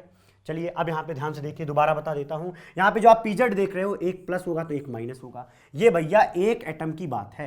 अब आते दूसरे वाले एटम पे। दूसरे वाले एटम का जो पीजेड है उसमें भी एक प्लस होगा तो एक वाला माइनस होगा। अच्छा जी सर, समझ में आ गया। अब देखो क्या होगा, दोनों न्यूक्लियस एक दूसरे के करीब आएंगे। दोनों न्यूक्लियस एक दूसरे के करीब आएंगे तो ये प्लस वाला जब इस प्लस वाले के साथ मिलेगा तो यहाँ पे क्या बोलोगे कि यहाँ पे फेज क्या है, सेम है। तो इसको बोला जाता है same phase overlap. Same phase overlap, इसका मतलब ये पॉजिटिव ओवरलैप का एग्जांपल होगा। सिमिलरली अब आगे आ जाते हैं, आसानी समझ जाएंगे। एस ब्लॉक के लिए, सॉरी एस ऑर्बिटल के लिए हम यहाँ पे प्लस बनाएंगे। क्या बनाएंगे, प्लस साइन मान लीजिए बना दिया। तो सामने पीजेड के लिए हम एक को प्लस बनाएंगे तो दूसरे को क्या बनाएंगे, माइनस। तो देखो इसका वाला जो प्लस है वो इस वाले के साथ सामने आकर के इस तरीके से मिल रहा है। इस पर भी प्लस है और इस पर भी प्लस है, तो यहाँ पे क्या है, सेम फेज है। और सेम फेज है तो ये क्या है, पॉजिटिव ओवरलैप है। इतनी बात समझ में आ गई?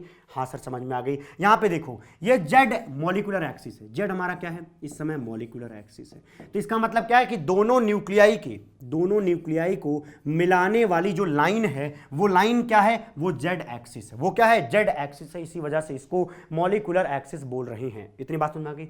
हाँ।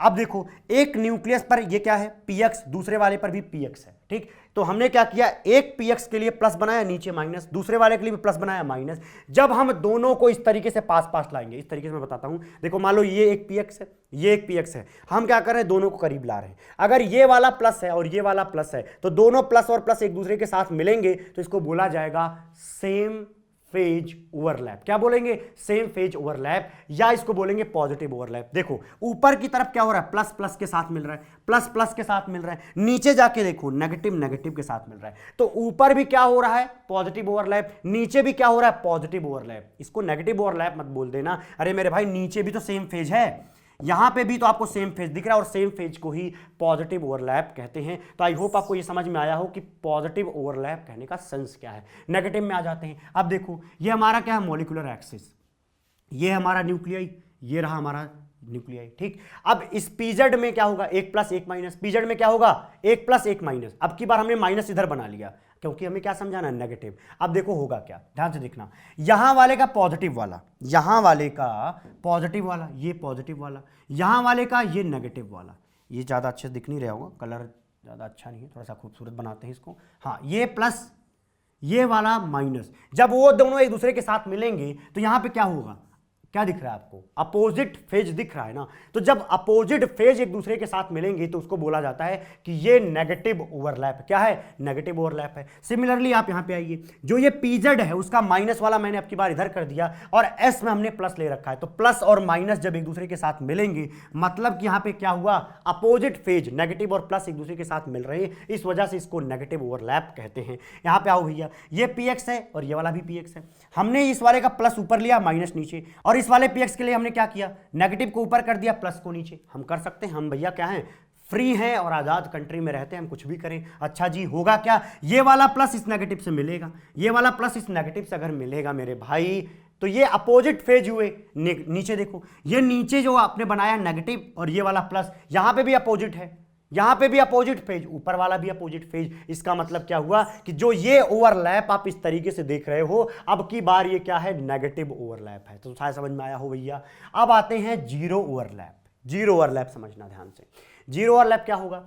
यहां पे मैंने क्या बनाया हुआ? px बनाया हुआ है भाई। ये था हमारा z एक्सिस, ये हमारा z एक्सिस, तो px क्या होगा? उसका परपेंडिकुलर। अरे यार, z एक्सिस के परपेंडिकुलर होता है ना x वाला। ये देखो, ये मैंने बनाया है x एक्सिस, ये है x एक्सिस और ये हमारा z। ठीक, तो z के परपेंडिकुलर हुआ क्या? x। अगर x हुआ यहां पे तो px क्या होगा? इसके परपेंडिकुलर। अच्छा जी, तो इसी वजह से यहां पे परपेंडिकुलर बनाया गया है। अब देखो, px में हम अगर फेज लिखें तो एक को प्लस, दूसरे को क्या लिखेंगे? माइनस लिखेंगे। अब उससे हम दूसरा वाला s ऑर्बिटल ला के चिपकाते। एक s ऑर्बिटल अगर उसके पास में लाएंगे तो इसमें क्या है भैया? प्लस है, और यहां ऊपर प्लस, नीचे माइनस। अब ध्यान देना, यहां पे होगा क्या? यहां वाली ओवरलैप की बात करो और यहां वाले ओवरलैप की बात करो। तो देखो, जब हम यहां की बात करेंगे तो यहां पे प्लस और प्लस ओवरलैप कर रहा है। यहां पे क्या हो रहा है? प्लस और प्लस ओवरलैप कर रहा है। ऊपर की तरफ जो है प्लस और प्लस एक दूसरे के साथ ओवरलैप कर रहे हैं। अब आओ भैया इस वाले ओवरलैप पे। अगर हम इस वाले ओवरलैप की बात करें तो देखो, नेगेटिव वाला प्लस के साथ मिल रहा है। क्या बोल रहा हूं मैं? नेगेटिव वाला प्लस के साथ ओवरलैप कर रहा है। अब देखो, ऊपर जो है प्लस प्लस के साथ मिल रहा है, मतलब क्या हुआ? सेम फेज ओवरलैप हो रहा है। अगर सेम फेज ओवरलैप होगा तो उसको बोलेंगे पॉजिटिव ओवरलैप। तो ऊपर तो हो गया पॉजिटिव ओवरलैप। नीचे देखो, नेगेटिव प्लस के साथ मिल रहा है। अगर नेगेटिव प्लस के साथ मिलेगा मतलब अपोजिट फेज है। अपोजिट फेज को हम क्या बोलते हैं? Negative overlap. इसका मतलब एक ही ओवरलैप में पॉजिटिव भी है, नेगेटिव ओवरलैप भी है, तो ये क्या हो जाएंगे? कैंसल आउट हो जाएंगे। इस वजह से इसको जीरो ओवरलैप बोला जाता है। क्या बोला जाता है? जीरो ओवरलैप बोला जाता है। अगला एग्जांपल बहुत ही प्यारा है। क्या लिखा है कि भैया हमारा मॉलिक्यूलर एक्सिस क्या है? जेड एक्सिस है। अच्छा, जब जेड एक्सिस पर हम दो ऑर्बिटल लाएं, कौन कौन से? एक तो px, दूसरा py। क्या बोल रहा हूं? एक हमने ले लिया मान लीजिए px, दूसरा हमने ले लिया py। किस पे लिया? जेड एक्सिस को मॉलिक्यूलर एक्सिस मानते हुए लिया। इसका मतलब क्या हुआ? इनके न्यूक्लियाई कहां होने चाहिए? जेड एक्सिस पर इस तरीके से होने चाहिए। समझ में आया? अब देखो, जो ये जेड एक्सिस है उसके जो px होगा वो क्या होगा? परपेंडिकुलर होगा, और ये वाला जो py होगा वो भी परपेंडिकुलर होगा। लेकिन अगर x यहां पे होगा, अगर x यहां पे होगा, z यहां पे होगा, तो y कहां पे होगा? y कहीं यहां पे होगा। ध्यान दीजिएगा क्या बोल रहा हूं मैं। देखना, यहां पे मैं हाथ लगा रहा हूं, ये जो हमारा ये जेड एक्सिस है, ये जेड एक्सिस है। हाँ सर, समझ में आ रहा है। ये जो है ये क्या है? ये px है। तो ये देखो, ये px है, तो ये वाली जो लाइन है ना, ये वाली जो आपकी तरफ जा रही है, ये वाली चीज आपकी तरफ जो जा रही है, और इसके थोड़ा सा पीछे भी ऐसे बनाओगे तो ये क्या बनेगा? ये बनेगा y। अच्छा, अब देखो, ये y है और ये x है। अब वहां से हटा के मैं यहां लाता हूं, ठीक है? अब देखना, ये क्या है? ये y है और ये x है। y पे क्या होगा? p orbital. तो यहां पे एक p ऑर्बिटल है ऐसे, यहां पे x पे क्या है? एक p ऑर्बिटल है ऐसे। एक बात बताओ, इन दोनों का ओवरलैप कभी संभव है? ये तो 90 डिग्री पर है। 90 डिग्री होने की कंडीशन में ओवरलैप होगा ही नहीं। अगर होगा ही नहीं तो जीरो ओवरलैप कहने में कोई समस्या है क्या? नहीं होनी चाहिए। तो यहां के केस में आप क्या बोलोगे कि भैया मेरे यहां पे लोब एक दूसरे से मिल ही नहीं रहे। जब लोब मिल ही नहीं रहे तो ओवरलैप कैसा? अगर ओवरलैप नहीं तो उसको हम जीरो ओवरलैप आसानी से कहेंगे। आई होप आपको सारी चीजें क्लियर हो गई होंगी। चलिए चलते हैं नेक्स्ट स्लाइड पे। यहां से हम थोड़ा सा बॉन्ड वगैरह पे चर्चा कर लेते हैं। देखिए क्या लिखा गया है। If the overlapping is along the molecular axis then bond will be sigma. हमें दो तरीके के बॉन्ड पढ़ने होते हैं, एक होता है सिग्मा, दूसरा होता है पाई, और थोड़ी देर बाद मैं आपको डेल्टा पर लेके चलूंगा, लेकिन मैं फिलहाल सिग्मा और पाई में से सिग्मा को चुन रहा हूं। सिग्मा ओवरलैप क्या होता है? ध्यान दीजिएगा, जब आपके दो ऑर्बिटल, जब आपके दो ऑर्बिटल किसी एक्सिस पर इस तरीके से आके मिलते हैं, इस तरीके से सामने सामने आकर के मिलते हैं, तो इसको बोला जाता है सिग्मा बॉन्ड। क्योंकि जब वो दोनों लोब एक दूसरे के साथ जुड़ेंगे, तो जब लोब जुड़ेंगे मॉलिक्यूल के अंदर, तो वहां क्या होगा, अट्रैक्शन फोर्स अच्छा खासा होगा, और उसी अट्रैक्शन फोर्स को ही बॉन्ड कहते हैं। इसका मतलब क्या हुआ कि जब दो लोब, ध्यान से सुनना, अगली लाइन मैंने क्या बोला, दो लोब, जब आपके दो लोब एक दूसरे को किसी एक्सिस पर मिलते हैं, तो उसी को सिग्मा बॉन्ड कहते हैं। जैसे कि एग्जांपल के तौर पे आप यहां पे ले लीजिए, यहीं आपको समझा देता हूं। ये देखो, एक 2s ऑर्बिटल है, एक दूसरा 2s ऑर्बिटल है। जब ये 2s ऑर्बिटल अपनी न्यूक्लियाई के इस एक्सिस पर एक दूसरे के पास आते हैं, अभी क्या थे, यहां मान लो दूर दूर थे, अब क्या हुआ, दोनों पास आ रहे हैं। जब वो पास आएंगे तो क्या होगा, उनके बीच में गठबंधन होगा। तो देखो, ये एरिया कॉमन हो जाएगा, ये एरिया कॉमन हो जाएगा, यही तो ओवरलैप बोला जाता है। अच्छा जी, यहां पे जो ये ओवरलैप हुआ है, उसमें हुआ क्या कि दोनों s ऑर्बिटल एक दूसरे से इस तरीके से मॉलिक्यूलर एक्सिस पर आकर के मिल रहे थे। इस वजह से इस वाले बॉन्ड को हम सिग्मा बॉन्ड बोलते हैं। क्या बोलते हैं, इसी को हम सिग्मा बॉन्ड बोलते हैं। तो सिग्मा बॉन्ड के लिए आप याद रखना कि सिग्मा बॉन्ड के केस में सिर्फ दो लोब मिलेंगे। कितने, दो लोब। एक लोब किसी एक एटम का होगा, जैसे कि यहां पे ये जो है, ये किसी एक एटम दूसरे वाले एटम का है, ये जो है किसी दूसरे एटम का है। ठीक है, तो यहां पे क्या हो रहा है, दो अलग अलग एटम के एक एक लोब आकर के मिल जाएं, तो उसी को बोला जाएगा कि वहां पे सिग्मा बॉन्ड बन रहा है। इसको और अच्छे तरीके से आप यहां पे समझोगे। अब ये रहा 2s और 2p। देखो, 2s में क्या होगा, स्फीयर, 2p में क्या होगा, एक तरफ होगा प्लस तो दूसरी तरफ माइनस। अच्छा, इसको मैं यहां से भी समझा देता हूं आपको, किसमें, फेज वाले में। मान लो ये 2s है, तो ये रहा प्लस, तो ये भी हमारा क्या है, प्लस।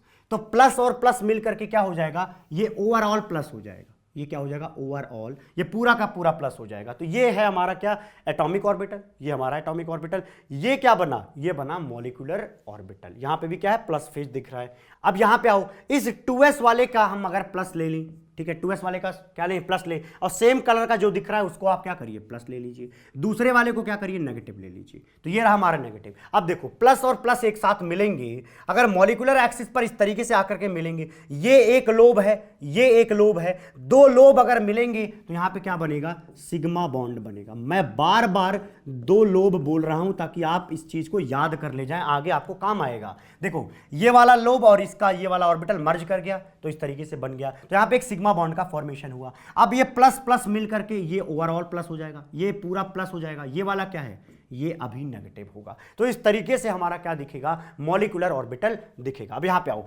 2p के केस में एक ये क्या है, ये नेगेटिव है, ये क्या है, प्लस है। इस वाले में देखो, ये वाला प्लस है, ये वाला माइनस है। ये एक एटम है, ये दूसरा एटम है, उस एटम के जो 2p ऑर्बिटल्स वो मर्ज हो रहे हैं, ये प्लस प्लस के साथ मर्ज होगा, तो बीच में ये देखो, ये न्यूक्लियस है, ये न्यूक्लियस है, इस न्यूक्लियस के बीच में ये प्लस वाला प्लस के साथ मर्ज कर जाएगा, तो ये पूरा क्या हो जाएगा, प्लस हो जाएगा। कोई दिक्कत है क्या, नहीं होनी चाहिए। ये देखो क्या है, ये नेगेटिव है और ये क्या, नेगेटिव। तो मेरे भाई, यहां पे जो ये दोनों मिलकर के गठबंधन कर रहे हैं और वहां पे जो ये ओवरलैपिंग हो रही है, वो शायद पूरी की पूरी आपको समझ में आई होगी। यहां पर न्यूक्लियस के बीच में क्या हो रहा है, इलेक्ट्रॉन की डेंसिटी बढ़ रही है, और ऐसा होने पे क्या होता है, अच्छा बॉन्ड बनता है। तो ये हो जाएगा सिग्मा बॉन्ड, ये भी सिग्मा बॉन्ड है। यहां पे ये वाला लोब और ये वाला लोब, दो लोब एक दूसरे के साथ मिल गए, सिग्मा बॉन्ड बन गया। अब मैं आपसे एक चीज पूछूंगा, आप बताओ, ये वाला मॉलिक्यूल, ये वाला मॉलिक्यूल या ये वाला मॉलिक्यूल ज्यादा स्टेबल कौन सा है?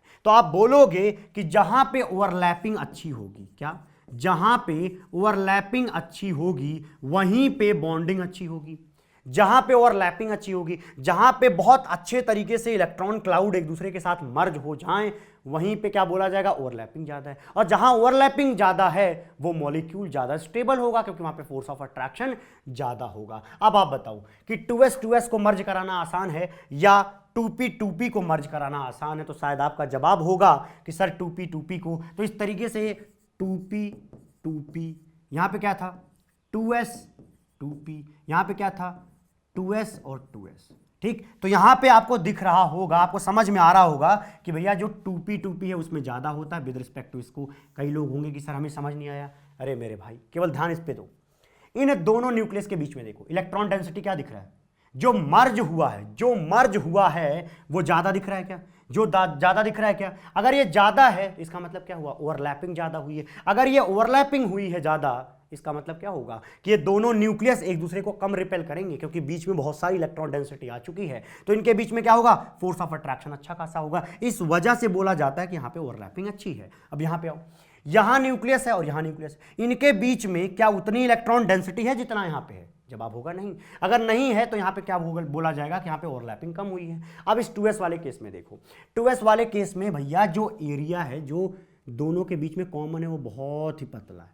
भाई इतना पतला है, इससे ज्यादा है नहीं, क्योंकि यहां तक तो स्फेयर था, ठीक है, तो बहुत पतला है, तो एरिया ही कम है बीच वाला। अगर बीच वाला एरिया भैया कम होगा ना तो उसको क्या बोला जाएगा कि यहाँ पे ओवरलैपिंग कम हुई है। इसको मतलब अगर लैंग्वेज में बोलूं तो ऐसा लिखा मिलेगा कि जो हमारा s ऑर्बिटल है वो होता है स्फेरिकल, वो होता है स्फेरिकल। तो जब दो स्फेयर एक दूसरे के साथ चिपकेंगे ना तो उसका जो ये लास्ट में, मानो ऐसे समझो, ये जो स्फेयर है ये वाला स्फेयर की ये वाली लाइन और ये स्फेयर की ये वाली लाइन, अब मैं इसको ऐसे हाथ से दिखा रहा हूं, ऐसे जब ये स्फेयर होगा, जब ये पास में आएंगे ना तो ऐसे टकराएंगे, ये एक दूसरे में ऐसे घुसेंगे नहीं आसानी से, बहुत मेहनत लगेगी इनको घुसाने में, ऐसे नहीं होगा, स्फेयर में ऐसे होगा। लेकिन अब पी में क्या होता है? पी में कुछ डंबल होता है, पी में क्या होता है? डंबल, ये कुछ इस तरीके का होता है। तो ये वाला जो एरिया है वो कम स्फेरिकल है, ये वाला जो एरिया है ये वाला, यही वाला तो जाकर के क्या करेगा?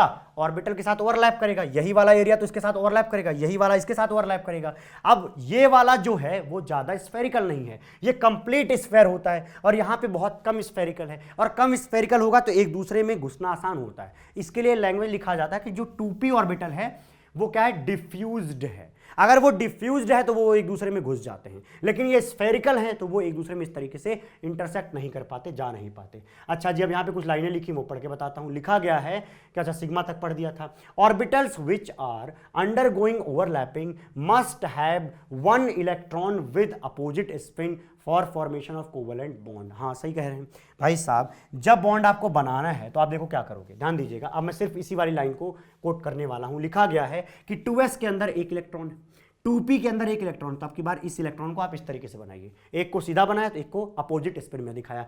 जब ये मर्ज होंगे तो दोनों इलेक्ट्रॉन आप क्या करिए? यहां पे दिखा दीजिए। सिमिलरली यहां वाले केस में चर्चा कर लो, यहां वाले में अगर एक इलेक्ट्रॉन यहां पे है तो ये वाला इलेक्ट्रॉन हम क्या करेंगे? अपोजिट में बनाएंगे, तो उन दोनों को हम क्या करेंगे? यहां पे कहीं बीच में इस तरीके से दिखाएंगे। यहां पे ओवरलैपिंग के थ्रू जो ये कोवेलेंट बॉन्ड बन रहा है यहां पे हम इलेक्ट्रॉन दिखाएंगे, यहां बीच में रखते हैं, किनारे नहीं बीच में रखते हैं। सिमिलरली हम क्या करेंगे? यहां पर भी इलेक्ट्रॉन दिखा दे सकते हैं, ठीक। और यहां पे क्या करिए? एक में यहां पे एक इलेक्ट्रॉन दिखा दीजिए, एक यहां पे दिखा दीजिए, ठीक है। यही इलेक्ट्रॉन का क्लाउड पूरे में फैला रहता है, इस वाले इलेक्ट्रॉन का पूरे में फैला रहता है। तो इस तरीके से आपको समझ में आया होगा कि एक्सटेंट ऑफ ओवरलैपिंग जितनी ज्यादा होगी स्ट्रेंथ ऑफ बॉन्ड उतना ज्यादा होगा। तो इस वाले केस में ओवरलैपिंग ज्यादा है, इस वजह से यहां वाला जो बॉन्ड होगा वो ज्यादा मजबूत होगा। इस वाले बॉन्ड की जो स्ट्रेंथ होगी, जो पावर होगी, जो औकात होगी, जो क्षमता होगी वो ज्यादा होगी। चलिए आते हैं नेक्स्ट पर। Next is PP overlapping.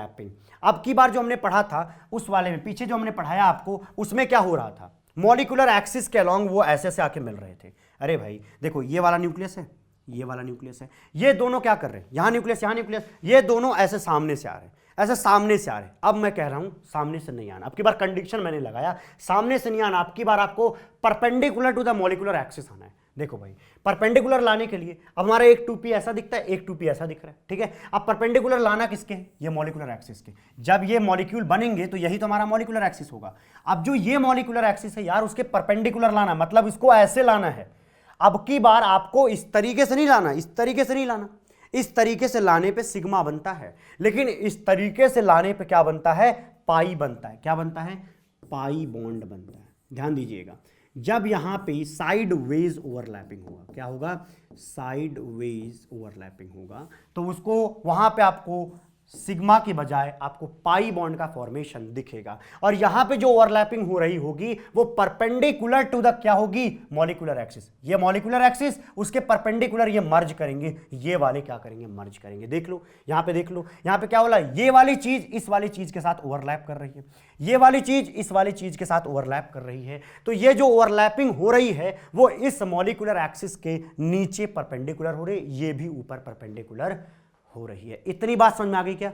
आ ही गई होगी भाई। अब देखो मैं इसको समझा देता हूँ फेज के माध्यम से। अगर आपको फेज के वाले समझना है तो ऐसे समझो कि जैसे मान लो ये प्लस है तो ये क्या है माइनस, ये क्या है प्लस तो ये है माइनस। तो यहाँ पे क्या होगा, अब ये प्लस और प्लस मर्ज कर जाएंगे तो यहाँ पे बीच में क्या होगा, सारे प्लस बन जाएंगे। और ये नेगेटिव और नेगेटिव जब मर्ज करेंगे एक दूसरे के साथ तो यहाँ पे नेगेटिव फेज दिखेगा। तो आई होप आपको समझ में आया हो फेज वाला कॉन्सेप्ट किस तरीके से लगाना है। अभी जो बॉन्डिंग हुई है वो क्या है भैया, वो पाई बॉन्ड है। तो ध्यान दीजिएगा, पाई बॉन्ड कब बनता है, जब जो है overlapping perpendicular to the molecular axis होता है। अगर ये मॉलिक्यूलर एक्सिस है तो उसके परपेंडिकुलर आप ऐसे लेकर के मर्ज कराओ, तब बनेगा आपका पाई बॉन्ड। सिग्मा बनाना क्या करो, इस तरीके से सामने से लाओगे सिग्मा बनेगा, इस तरीके से लाओगे पाई बनेगा। अब सिग्मा और पाई का डिफरेंस समझना है हमें, नेक्स्ट वाले पे क्या करना है, नेक्स्ट वाले में सिग्मा और पाई का अंतर समझना। देखो ये सिग्मा है, ये है कोई पी ऑर्बिटल, ये भी कोई एक पी ऑर्बिटल। अब होगा क्या, देखो ये पी ऑर्बिटल का ये वाले ओवरलैप मर्ज करेंगे, सॉरी ये दोनों के लोब ये वाले मर्ज करेंगे। जब ये मर्ज करेंगे तो इनके बीच में क्या होगा, दोनों न्यूक्लियस के बीच में इलेक्ट्रॉन की डेंसिटी बढ़ेगी। इतनी बात समझ आ रही है? अरे यार सिंपल सा है ना कि यार दोनों ये मर्ज करोगे तो यहां पे क्या होगा, इलेक्ट्रॉन डेंसिटी दोनों न्यूक्लियस के बीच में बढ़ जाएगी। अच्छा जी, अगर आप समझना चाहते हैं इसको किससे, उस फेज वाले से समझिए।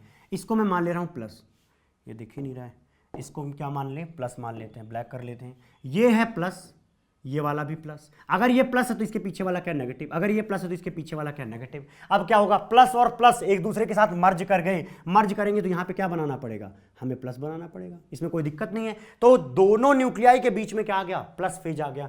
और इस न्यूक्लियस के पीछे क्या बनेगा, नेगेटिव। इस वाले न्यूक्लियस के पीछे क्या बनेगा, नेगेटिव। तो अभी जो हमें मिला यहां पे ये क्या है, ये मॉलिक्यूलर ऑर्बिटल है, ये मॉलिक्यूल का ऑर्बिटल है, इस वजह से इसको बोलते हैं मॉलिक्यूलर ऑर्बिटल है। ये क्या है, ये एटम का ऑर्बिटल है, तो इसलिए इसको एटॉमिक ऑर्बिटल बोलते हैं। तो यहां पे एक बात ध्यान से समझो कि जब दो पी ऑर्बिटल इस तरीके से मिलेंगे, आमने सामने इस तरीके से मिलेंगे किसी मॉलिक्यूलर एक्सिस पर, तो वहां बनेगा सिग्मा बॉन्ड। क्या बनेगा, सिग्मा बॉन्ड। तो यहां पे बन रहा है क्या, सिग्मा बॉन्ड। और जब सिग्मा बॉन्ड बन रहा है तो हम एक चीज नोटिस कर रहे हैं कि दो लोब मर्ज हो रहे हैं, दो लोब, एक ये प्लस वाला एक ये, दोनों लोब मर्ज होते हैं तब जाके हमें ये मिलता है। सिग्मा के केस में कितने, सिर्फ दो लोब। लेकिन पाई के केस में देखना, ये पाई बॉन्ड का फॉर्मेशन है, ये क्या था, प्लस, ये माइनस, ये माइनस। अब जब ये दोनों मर्ज करेंगे तो ऊपर क्या होगा, प्लस बनेगा। ये नेगेटिव नेगेटिव मर्ज करेंगे तो नीचे क्या बनेगा, नेगेटिव बनेगा। तो ये जो मॉलिक्यूलर एक्सिस है उसके ऊपर प्लस है, उसके नीचे क्या है, माइनस है। इसमें कोई समस्या नहीं है। अब एक बात देखो, जो ये ओवरलैपिंग हुई है वो इस मॉलिक्यूलर एक्सिस के परपेंडिकुलर हुई है, ऊपर हुई है और नीचे हुई है। ऐसा नहीं हुआ है कि ये दोनों लोब जो है मॉलिक्यूलर एक्सिस पर आकर के मिल रहे हैं। वो कहां मिल रहे हैं, मॉलिक्यूलर एक्सिस के परपेंडिकुलर मिल रहे हैं। ये देखो मॉलिक्यूलर एक्सिस ये है नीचे की तरफ, तो दोनों लोब क्या है, ऊपर की तरफ। तो ये परपेंडिकुलर आकर के उनका गठबंधन हो रहा है इस तरीके से। लेकिन जब आप पाई की बात करते हो तो पाई बॉन्ड के अंदर भैया चार लोब मिलते हुए दिखेंगे आपको। कितने, चार लोब। देखो चार लोब है क्या, अरे यार एक लोब ये, एक लोब ये, एक लोब ये, एक लोब ये। ये दोनों लोब मर्ज करेंगे तो ऊपर वाला बनेगा, ये दोनों मर्ज करेंगे तो ये नीचे वाला बनेगा। इसका मतलब पाई बॉन्ड बनाने के लिए हमें चार लोब की जरूरत पड़ेगी, लेकिन सिग्मा बनाने के लिए हमें सिर्फ दो लोब की जरूरत पड़ेगी। अरे यार समझने योग्य है भैया। मॉलिक्यूलर एक्सिस पर आओगे तो एक लोब इसका, एक लोब इसका, ऐसे मर्ज करेगा। अब जब तुम परपेंडिकुलर चले जाओगे तो ये इनके साथ मर्ज करेंगे और ये वाला इनके साथ मर्ज करेगा। तो निश्चित रूप से आपको पाई बॉन्ड के अंदर चार लोब मर्ज होते हुए दिखेंगे, ओवरलैप होते हुए दिखेंगे, और इसके केस में दो लोब मर्ज करते हुए दिखेंगे। इतनी बात समझ में आ गई। अब आते हैं कि भैया किसका स्ट्रेंथ ज्यादा है, किसका यहाँ पे स्ट्रेंथ ज्यादा है। अब आपको यहाँ पे ये बात करनी है कि अगर मान लो ये सिग्मा बॉन्ड बन गया, ये एक सिग्मा बॉन्ड है और ये एक पाई बॉन्ड है। अब आप बताओ इस सिग्मा और इस पाई में ज्यादा स्ट्रेंथफुल कौन है, ज्यादा पावरफुल कौन है? तो शायद अब आप जवाब दोगे ये वाला। क्यों, क्यों सोचो इसके लिए, क्यों सोचो। सिग्मा वाला ज्यादा स्ट्रेंथफुल है, मान लो ज्यादा स्ट्रेंथ रखता है, तो क्यों रखता है, क्या रीजन दोगे इसका? आप ये रीजन दोगे कि जो इलेक्ट्रॉन की डेंसिटी है सर वो दोनों न्यूक्लियस के बीच में प्रेजेंट है। ये जो इलेक्ट्रॉन डेंसिटी आप देख रहे हो, ये सारी इलेक्ट्रॉन डेंसिटी इस न्यूक्लियस के बीच में प्रेजेंट है। देखो ये वाली इलेक्ट्रॉन डेंसिटी न्यूक्लियस के बीच में, और ये न्यूक्लियस क्या करेंगे, इसी इलेक्ट्रॉन डेंसिटी पर अपना जोर आजमाइश करेंगे, तो यहां पर एक बैलेंस बना रहेगा, बॉन्ड अच्छे से चलेगा, ज्यादा मजबूत होगा। लेकिन यहां पे आओ, पाई वाले केस में यार दोनों न्यूक्लियस के बीच में इलेक्ट्रॉन डेंसिटी मिनिमम होगी। यहां दोनों के बीच में इलेक्ट्रॉन डेंसिटी तो हमें दिख ही नहीं रही है, जान लो कि मिनिमम होगी, तो यहां पे भैया रिपल्सन का चांस हो जाता है। लेकिन इस वाले केस में क्या होगा, इस वाले केस में बीच में अगर इलेक्ट्रॉन डेंसिटी होगी तो वहां पे बैलेंस होगा। ये वाला अट्रैक्टिव फोर्स इधर लगेगा, इसी इलेक्ट्रॉन पर इधर, इसी पर इधर, तो ये क्या करेंगे, बैलेंस बना करके रखेंगे। तो सिग्मा वाला जो होगा वो ज्यादा मजबूत होता है विद रिस्पेक्ट टू पाई। पाई वाले केस में इलेक्ट्रॉन डेंसिटी तो है लेकिन वो ऊपर और नीचे है, उन दोनों के बीच में बहुत नहीं है। यहां पे भी क्या है, ये वाला जो एरिया है वो खाली रह जाता है, इसी वजह से पाई वाला थोड़ा कम स्टेबल होता है। लेकिन स्टेबल ही क्यों होता है, उसका जवाब ये है कि ये जो इलेक्ट्रॉन डेंसिटी है ये वाला, ये भी क्या है, दोनों के बीच में ही तो है। देखो दोनों के बीच में ही है, लेकिन जस्ट बीच में नहीं आते, जबकि यहां वाले पर बीच में आते हैं। इसी वजह से अगर स्ट्रेंथ की बात करें तो सिग्मा वाला ज्यादा स्ट्रेंथ रखता है with respect to pi. Sigma और पाई को समझने के बाद अब मैं आपको लेके चल रहा हूं नेक्स्ट बॉन्ड पे, जो कि है डेल्टा बॉन्ड। ये जो डेल्टा बॉन्ड है वो बनाने का करेक्टर सिर्फ डी ऑर्बिटल के पास है। किसके पास है, सिर्फ और सिर्फ डी ऑर्बिटल के पास ये बन सकता है। कौन, ये डेल्टा बॉन्ड। डेल्टा बॉन्ड बनाने के लिए एक एटम के 4 लोब लगेंगे। क्या बोला मैंने, एक एटम के 4 लोब लगेंगे और दूसरे वाले एटम के भी 4 लोब लगेंगे, मतलब कि टोटल यहां पे 8 लोब इंटरैक्ट होंगे, एक दूसरे से 8 लोब इंटरैक्ट होंगे, जिसमें से 4 एक के होंगे और 4 दूसरे के होंगे। ऐसा कहां कंडीशन पॉसिबल है, सिर्फ डी ऑर्बिटल में पॉसिबल है, क्योंकि डी ऑर्बिटल ही है जहां पे आपको 4 लोब दिखेंगे। इतनी बात समझ में आ गई, हाँ सर समझ में आ गई। चलिए चलते हैं, पहले आपको समझाते हैं कि जो ये डी ऑर्बिटल है, जो ये डी ऑर्बिटल है, ये डी ऑर्बिटल जो है सिग्मा भी बना लेता है, पाई भी बना लेता है और डेल्टा भी बनाता है। कैसे बनाता है वो देखते हैं। डी ऑर्बिटल सिग्मा कैसे बनाएगा वो देखो।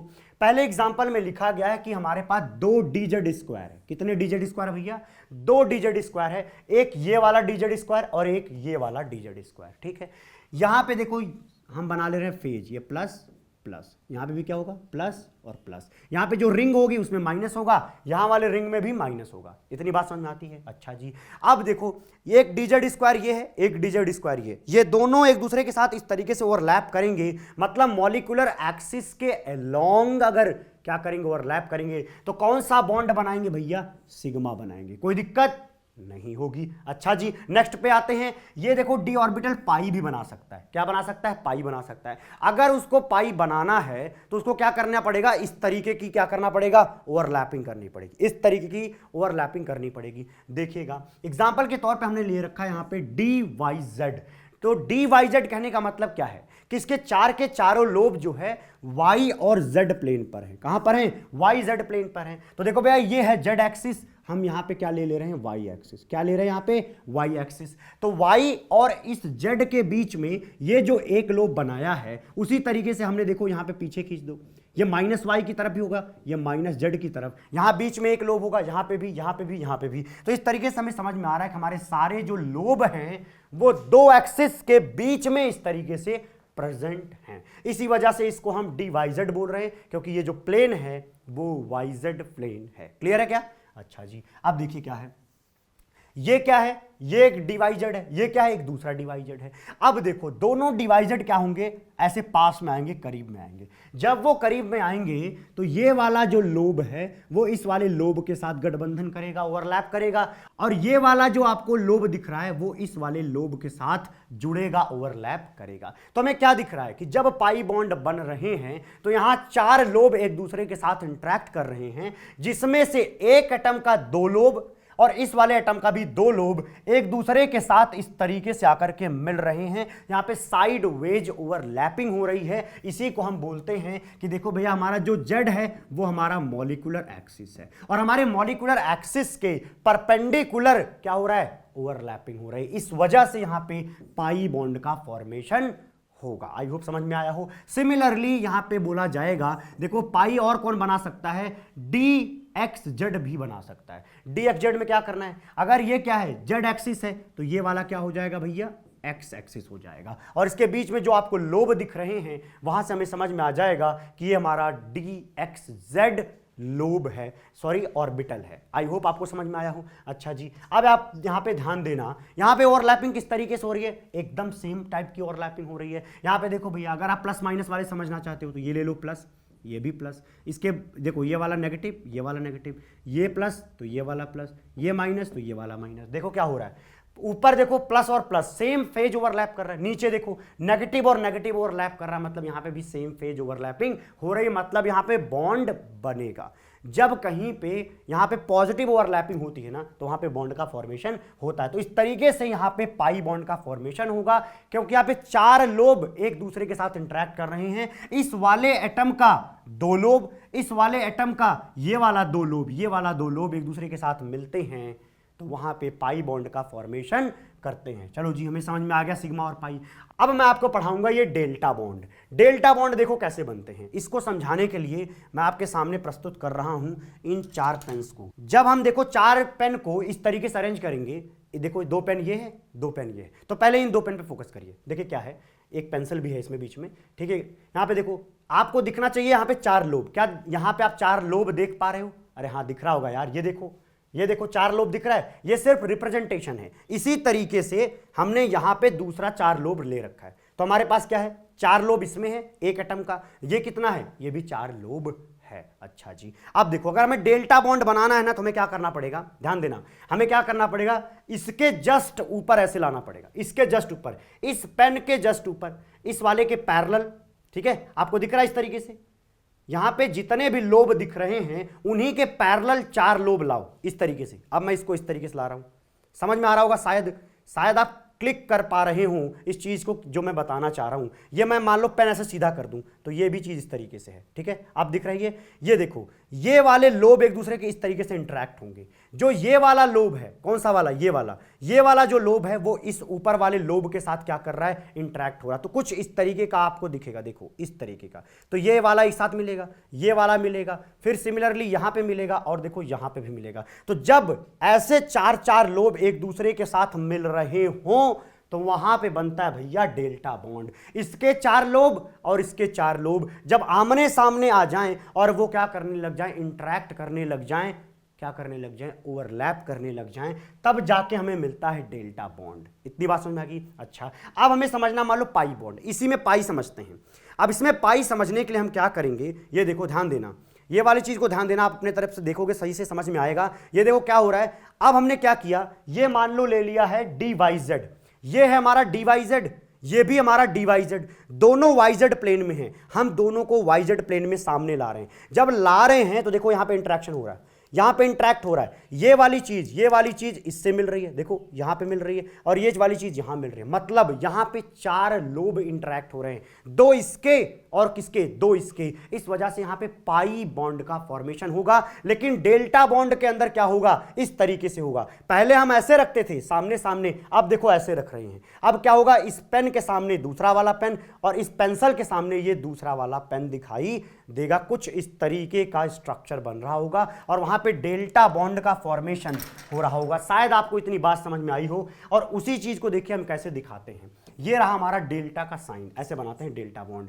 ठीक है। डेल्टा बॉन्ड बनाने के लिए हमने लिया है यहां पर एग्जांपल के तौर पे डी वाई जेड। अब हमने जो डी वाई जेड प्लेन लिया है, मान लो ये डी वाई जेड प्लेन है, ये हाथ मेरा डी वाई जेड प्लेन है, तो दूसरा वाला भी हमें डी वाई जेड ही चाहिए, तभी तो इसके चार लोब इस वाले के चार लोब के पैरेलल आएंगे। तो एक डिवाइजेड लिया, उसके सामने दूसरा डिवाइजेड लिया, और उसको करीब जब हम लेकर के आते हैं तो हम ये देखते हैं कि ये वाला लोब, ये वाला जो आप लोब देख रहे हो वो इस वाले लोब के साथ इंटरेक्ट हो रहा है, ठीक है। और यहां पे और देखो, ये वाला जो लोब है वो इस वाले लोब के साथ इंटरेक्ट हो रहा है, यहां पे देखो यहां पे इंटरेक्ट हो रहा है। सिमिलरली हम ये बोलेंगे कि जो ये वाला लोब है वो इस वाले लोब के साथ इंटरेक्ट हो रहा है। सिमिलरली हम ये बोलेंगे मेरे भाई कि ये वाला लोब जो है इस वाले लोब के साथ इंटरेक्ट हो रहा है। मतलब कुल मिला के यहां पे क्या दिख रहा है, हमें चार बार ओवरलैपिंग देखने को मिल रही है। एक बार इन लोब के बीच में, इनके बीच में, फिर यहाँ के बीच में, फिर इनके और इनके बीच में, बाद में इनके और इनके बीच में।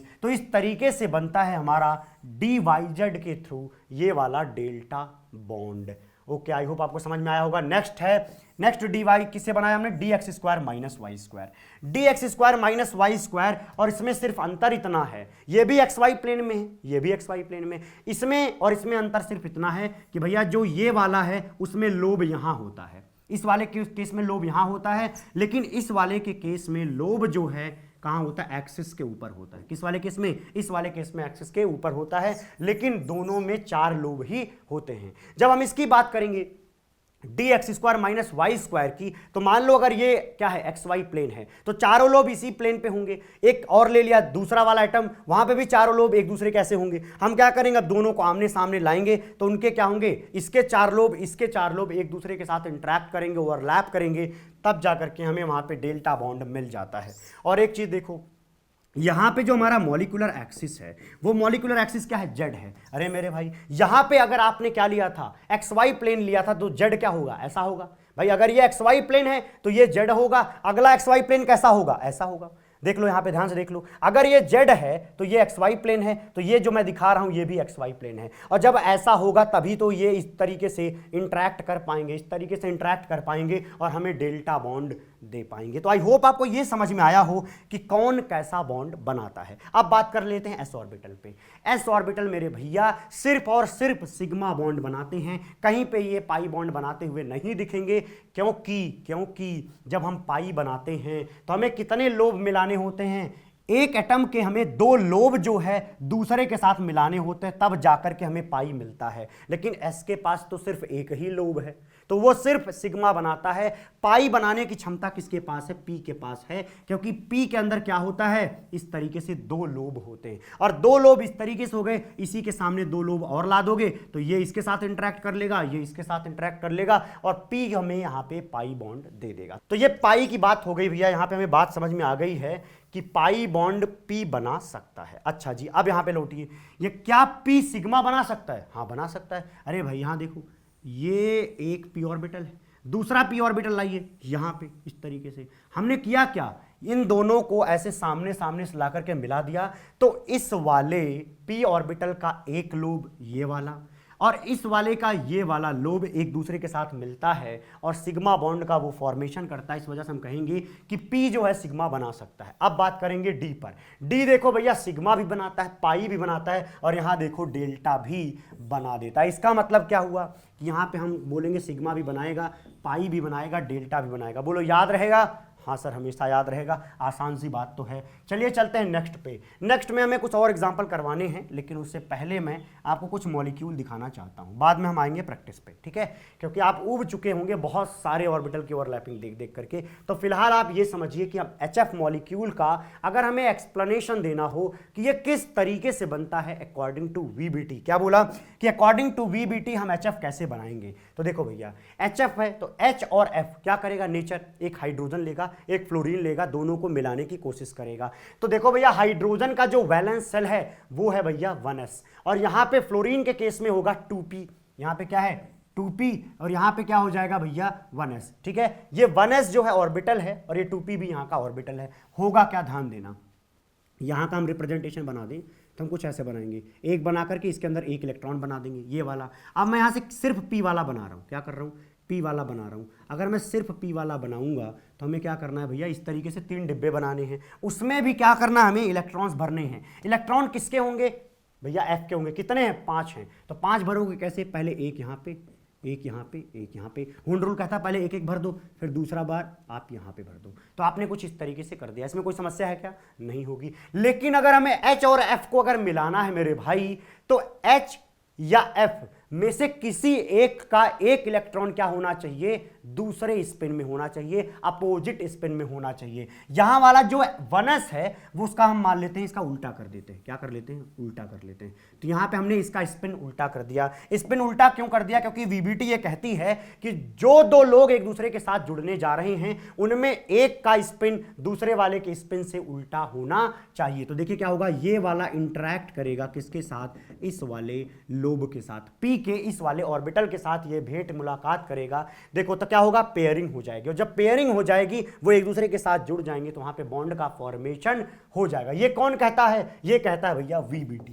ये कौन कहता है, VBT। तो VBT के अंदर हमने क्या देखा कि हाइड्रोजन का 1s यूज हो रहा है और यहां पे फ्लोरीन का 2p यूज हो रहा है। अब इसी चीज को यहां पे दिखाओ, ये देखो 1s हमने यूज किया है किसका, हाइड्रोजन का, और फ्लोरीन का हमने यहां पे क्या यूज किया है, 2p यूज किया है। अब हम इनको क्या करेंगे, एक दूसरे के साथ बॉन्ड बनाएंगे। अच्छा जी, H और F अगर बॉन्ड बनाएंगे तो वहां बीच में जो ये बॉन्ड बनेगा वो भैया होगा सिग्मा बॉन्ड। कैसे बोल दिया वो देख लो, ये 1s है और ये 2p है, और भैया मेरे जो 1s है वो हमेशा सिग्मा ही बनाता है, एस हमेशा सिग्मा बनाता। तो यहां से देख के समझ में आ गया कि अगर बॉन्ड बनेगा तो उसका नाम सिग्मा ही रखना पड़ेगा। अच्छा जी, यहां पे क्या है, ये प्लस है, ये भी प्लस है, ये माइनस है, प्लस और प्लस क्या हो गए, मर्ज कर गए, और जब वो मर्ज कर जाएंगे तो इस पूरे को प्लस लिख दीजिए, इसको माइनस लिख दीजिए। तो ये जो बना ये है हमारा HF मॉलिक्यूल।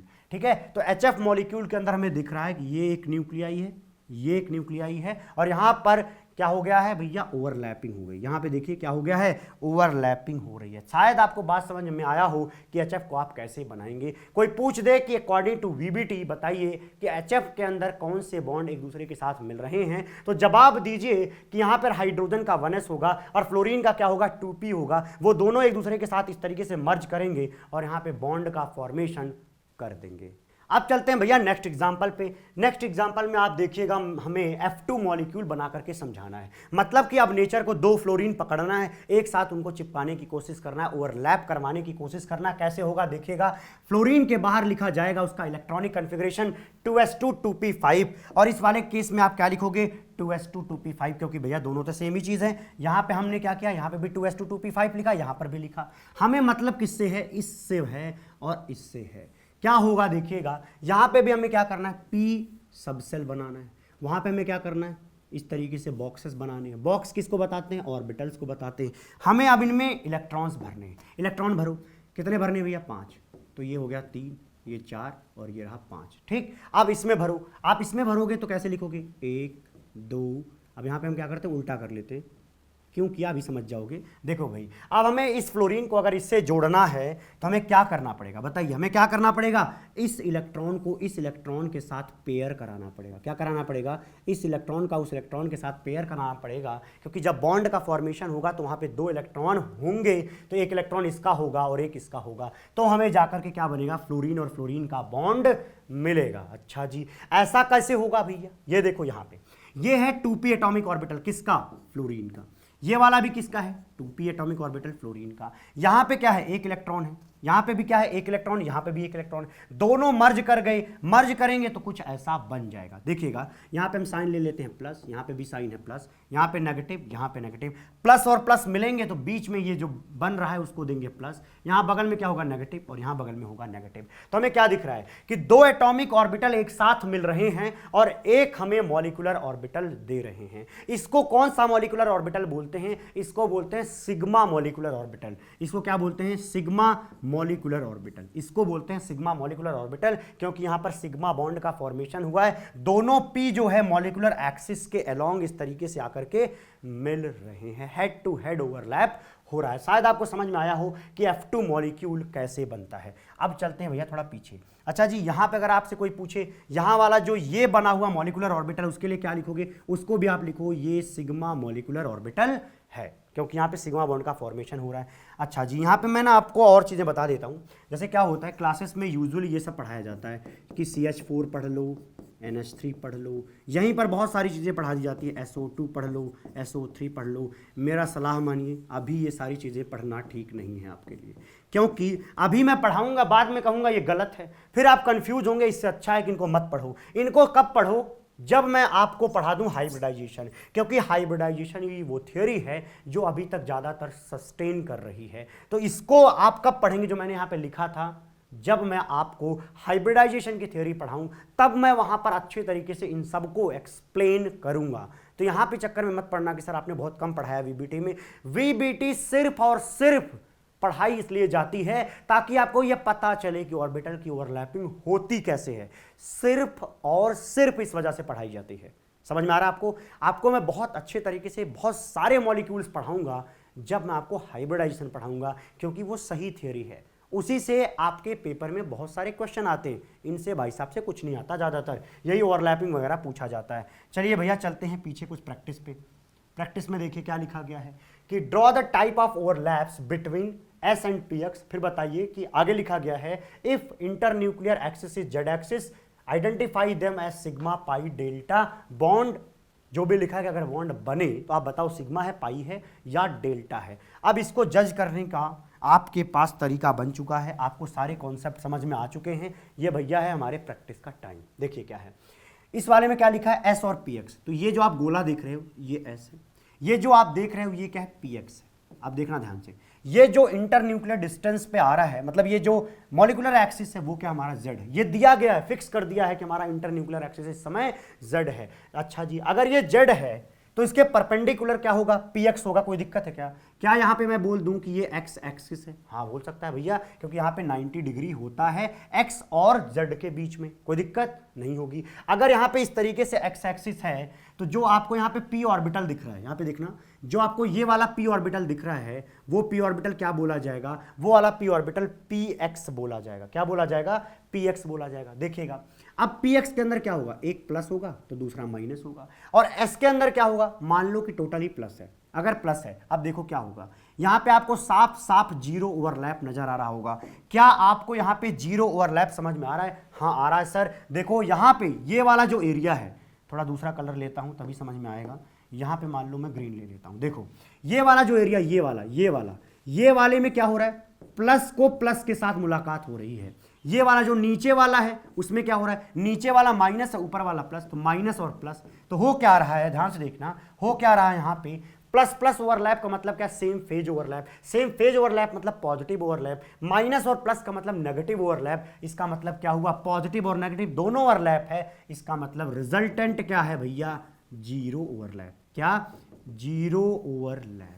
क्या आपको इतनी बात समझ आई क्या? इसको मैंने पहले भी पढ़ाया है, यहां पे भी बता दे रहा हूं। ठीक है, इतनी बात समझ में आ गई। नेक्स्ट देखते हैं, अगला है P x and p x, और हमारा इंटरन्यूक्लियर जो एक्सिस है वो जेड है। तो देखो भाई हमने जेड पहले ही बना दिया है, यहाँ पे नहीं, यहाँ पे लेते हैं, बी वाला ये है, तो देखिए हमने जेड यहाँ पे बना दिया है। अच्छा जी, अब अगला देखो, अब यहाँ पे बोला गया P x and p x, तो ये वाला जो दिख रहा है ये वाला भी क्या है, पी एक्स है, ये वाला भी क्या है, पी एक्स है, और ये जो पी एक्स है वो जेड एक्सिस के क्या है, परपेंडिकुलर है। तो इसका मतलब हमने सही बनाया हुआ है। अब साइन बनाऊं, यहाँ पे आप लिखोगे प्लस, यहाँ पे आप लिखोगे प्लस, यहाँ पे भी आप लिखोगे प्लस, और यहाँ पे भी लिखोगे इस तरीके से आप प्लस। सॉरी गलती होगी, क्या करना था भाई, गलती पकड़ ले गए होंगे शायद आप। यहाँ पे हमें क्या लिखना चाहिए, एक प्लस तो नीचे क्या माइनस। इस वाले में आइए, इस वाले की अगर हम बात करें, इस वाले की अगर हम बात करें तो हमें लिखना चाहिए था इस वाले को प्लस तो नीचे वाले को क्या माइनस। ठीक है, ये वाला माइनस माइनस। अब देखो माइनस माइनस ओवरलैप मतलब सेम फेज ओवरलैप, ऊपर प्लस प्लस मतलब सेम फेज ओवरलैप। इसका मतलब यहां तो बॉन्ड बनने वाला है। और इस तरीके से कौन बॉन्ड बनता है, इस तरीके से भैया पाई बॉन्ड बनता है, क्योंकि यहां पे देखो दो लोब यहां पे, दो लोब यहां पे एक दूसरे के साथ मिल रहे हैं, मर्ज हो रहे हैं, इस वजह से हमें यहां पे पाई बॉन्ड मिलेगा। क्या मिलेगा, पाई बॉन्ड मिलेगा। कोई समस्या हुई नहीं होगी। अब आइए सी वाले पर, सी पे लिखा है p y and p y. Simple है यार कि भाई जेड हमने ले रखा अपना एक्सिस, तो ये हो गया भैया पी वाई। इसी को हम पी वाई भी कह सकते हैं। क्यों भाई, क्यों कह सकते हैं, क्योंकि यहाँ पे ये देखो वाई एक्सिस इस तरीके से बनाया जा सकता है। यहाँ पे 90 डिग्री है इस वाई और जेड एक्सिस के बीच में। अच्छा जी, ये भी बात समझ में आ गई। सेम राम कहानी उठा करके आपको यहाँ रखना है। यहाँ की जो राम कहानी मैंने बताई है वो जब आप यहाँ पे लगाओगे तो देखो होगा क्या, होगा क्या कि यहाँ पे हम लेंगे प्लस तो यहाँ पे होगा प्लस, यहाँ पे माइनस तो यहाँ पे माइनस। इसका मतलब ओवरलैप होगा और यहाँ पे पाई बॉन्ड का फॉर्मेशन होगा। क्या होगा, पाई बॉन्ड का फॉर्मेशन होगा। अब आइए भैया किस पे, पीजेड एंड पीजेड पे। अच्छा जी, जेड हमारा क्या था, मॉलिक्यूलर एक्सिस था, और हमने लिया क्या, पीजेड। इसका मतलब क्या हुआ, उसी एक्सिस पर हमें क्या रखना पड़ेगा, अपना ऑर्बिटल रखना पड़ेगा, पी वाला। तो देखो ये एक न्यूक्लियस है, ये एक न्यूक्लियस है, इधर वाला क्या है, ये पीजेड है, ये वाला भी क्या है, पीजेड है, और दोनों पीजेड एक दूसरे के साथ मर्ज होकर के क्या बनाएंगे, सिग्मा बॉन्ड बनाएंगे। अगर आप ये चाहते हैं कि प्लस माइनस वाला भी बना दूं तो लो भैया बना ही देता हूं। मुझे लग रहा है कि आप समझ चुके होंगे, लेकिन कोई बात नहीं। जो ऑर्बिटल ओवरलैप कर रहा है उसको दो प्लस, यहाँ पे भी दे दो प्लस, यहाँ पे पीछे माइनस और यहाँ पे पीछे माइनस, तो प्लस और प्लस मर्ज कर जाएंगे, सिग्मा बॉन्ड ये बना देंगे। तो हमें समझ में आया कि ये हाँ भैया जीरो ओवरलैप है। इस वाले केस में क्या हो रहा है, पाई ओवरलैप है, और यहाँ पे हमें यहाँ पे क्या है, पाई बॉन्ड है, और यहाँ पे क्या है, सिग्मा बॉन्ड है। अब आते हैं भैया नेक्स्ट पे। नेक्स्ट है कि आपको एस और डीजेड स्क्वायर, एस और डीजेड स्क्वायर, ये देखो भैया ये हमने बनाया हुआ एस, और ये क्या है, ये है भैया डीजेड स्क्वायर। ये क्या है, डीजेड स्क्वायर। अरे मेरे भाई जेड हमारा एक्सिस है, डीजेड स्क्वायर क्या होगा, उसी जेड एक्सिस पर प्रेजेंट होगा। तो देखो ये वाला जो लोब है मान लो वो प्लस है, ये पीछे वाला लोब भी क्या होता है, जेड के केस में पुराना पीछे वाला भी क्या होता है, सेम होता है। और ये जो आपको दिख रहा है ये रिंग का साइन मान लो माइनस है, और एस का आप क्या लोगे, पॉजिटिव। तो पॉजिटिव पॉजिटिव एक साथ ओवरलैप कर जाएंगे, इसका मतलब यहां पे भी बॉन्ड बनेगा और उस बॉन्ड का नाम होगा सिग्मा बॉन्ड। क्या समझ में आया कि कैसे बनाया हमने सिग्मा बॉन्ड? हाँ समझ में आया, क्योंकि मॉलिक्यूलर एक्सिस क्या था, जेड था, इसी पर क्या आ रहा है, डीजेड स्क्वायर आ रहा है, और इसी पर इस तरफ से क्या चल रहा है, एस चल रहा है, दोनों एक साथ मिल गए और हमें सिग्मा बॉन्ड मिल गया। समझ में आ गया भैया। ई के बाद एफ में देखो एस और d x square minus y square. अच्छा जी, अब देखो इसको समझने के लिए हमें क्या करना है, इसको आप ऐसे समझो, ये जो हमने बनाया है वो d x square minus y square है। अब ये समझना थोड़ा आपके लिए कठिन हो जाता है, तो मैं आपको हाथ पे ही समझाता हूं। देखना, ये है हमारा जेड एक्सिस, ये इसको इधर लगाते हैं, ये हमारा जेड एक्सिस है, ये हमारा जेड एक्सिस है, और d x square minus y square इस पर है। भाई जेड के पैरेलल ही तो एक्स वाई प्लेन होता है, तो ये हमारा d x square minus y square. हमें क्या करना है, बोला गया है कि आप क्या ले लो, एक एस ऑर्बिटल ले लो। एस ऑर्बिटल लो और इसके सामने से ऐसे लेके जाओ। देखो एस ऑर्बिटल को ऐसे लेकर के जाओगे तो जो ये एस ऑर्बिटल होगा वो इनके सारे लोब से एक साथ ही इंटरेक्ट करेगा। क्या बोल रहे हो सर, यहां से जो एस जाएगा मेरे भाई वो इस तरीके से जाएगा, जेड के अंदर घुसेगा, घुसने के बाद जब इनसे मिलेगा ना तो उनके चारों लोब से एक साथ ही इंटरेक्ट करेगा। अगर चारों से सेम ही करेगा और सेम ही नेगेटिव ओवरलैप मिलेगा, इसका मतलब यहां के केस में जीरो ओवरलैप होगा। यहां पे क्या होगा, जीरो ओवरलैप होगा।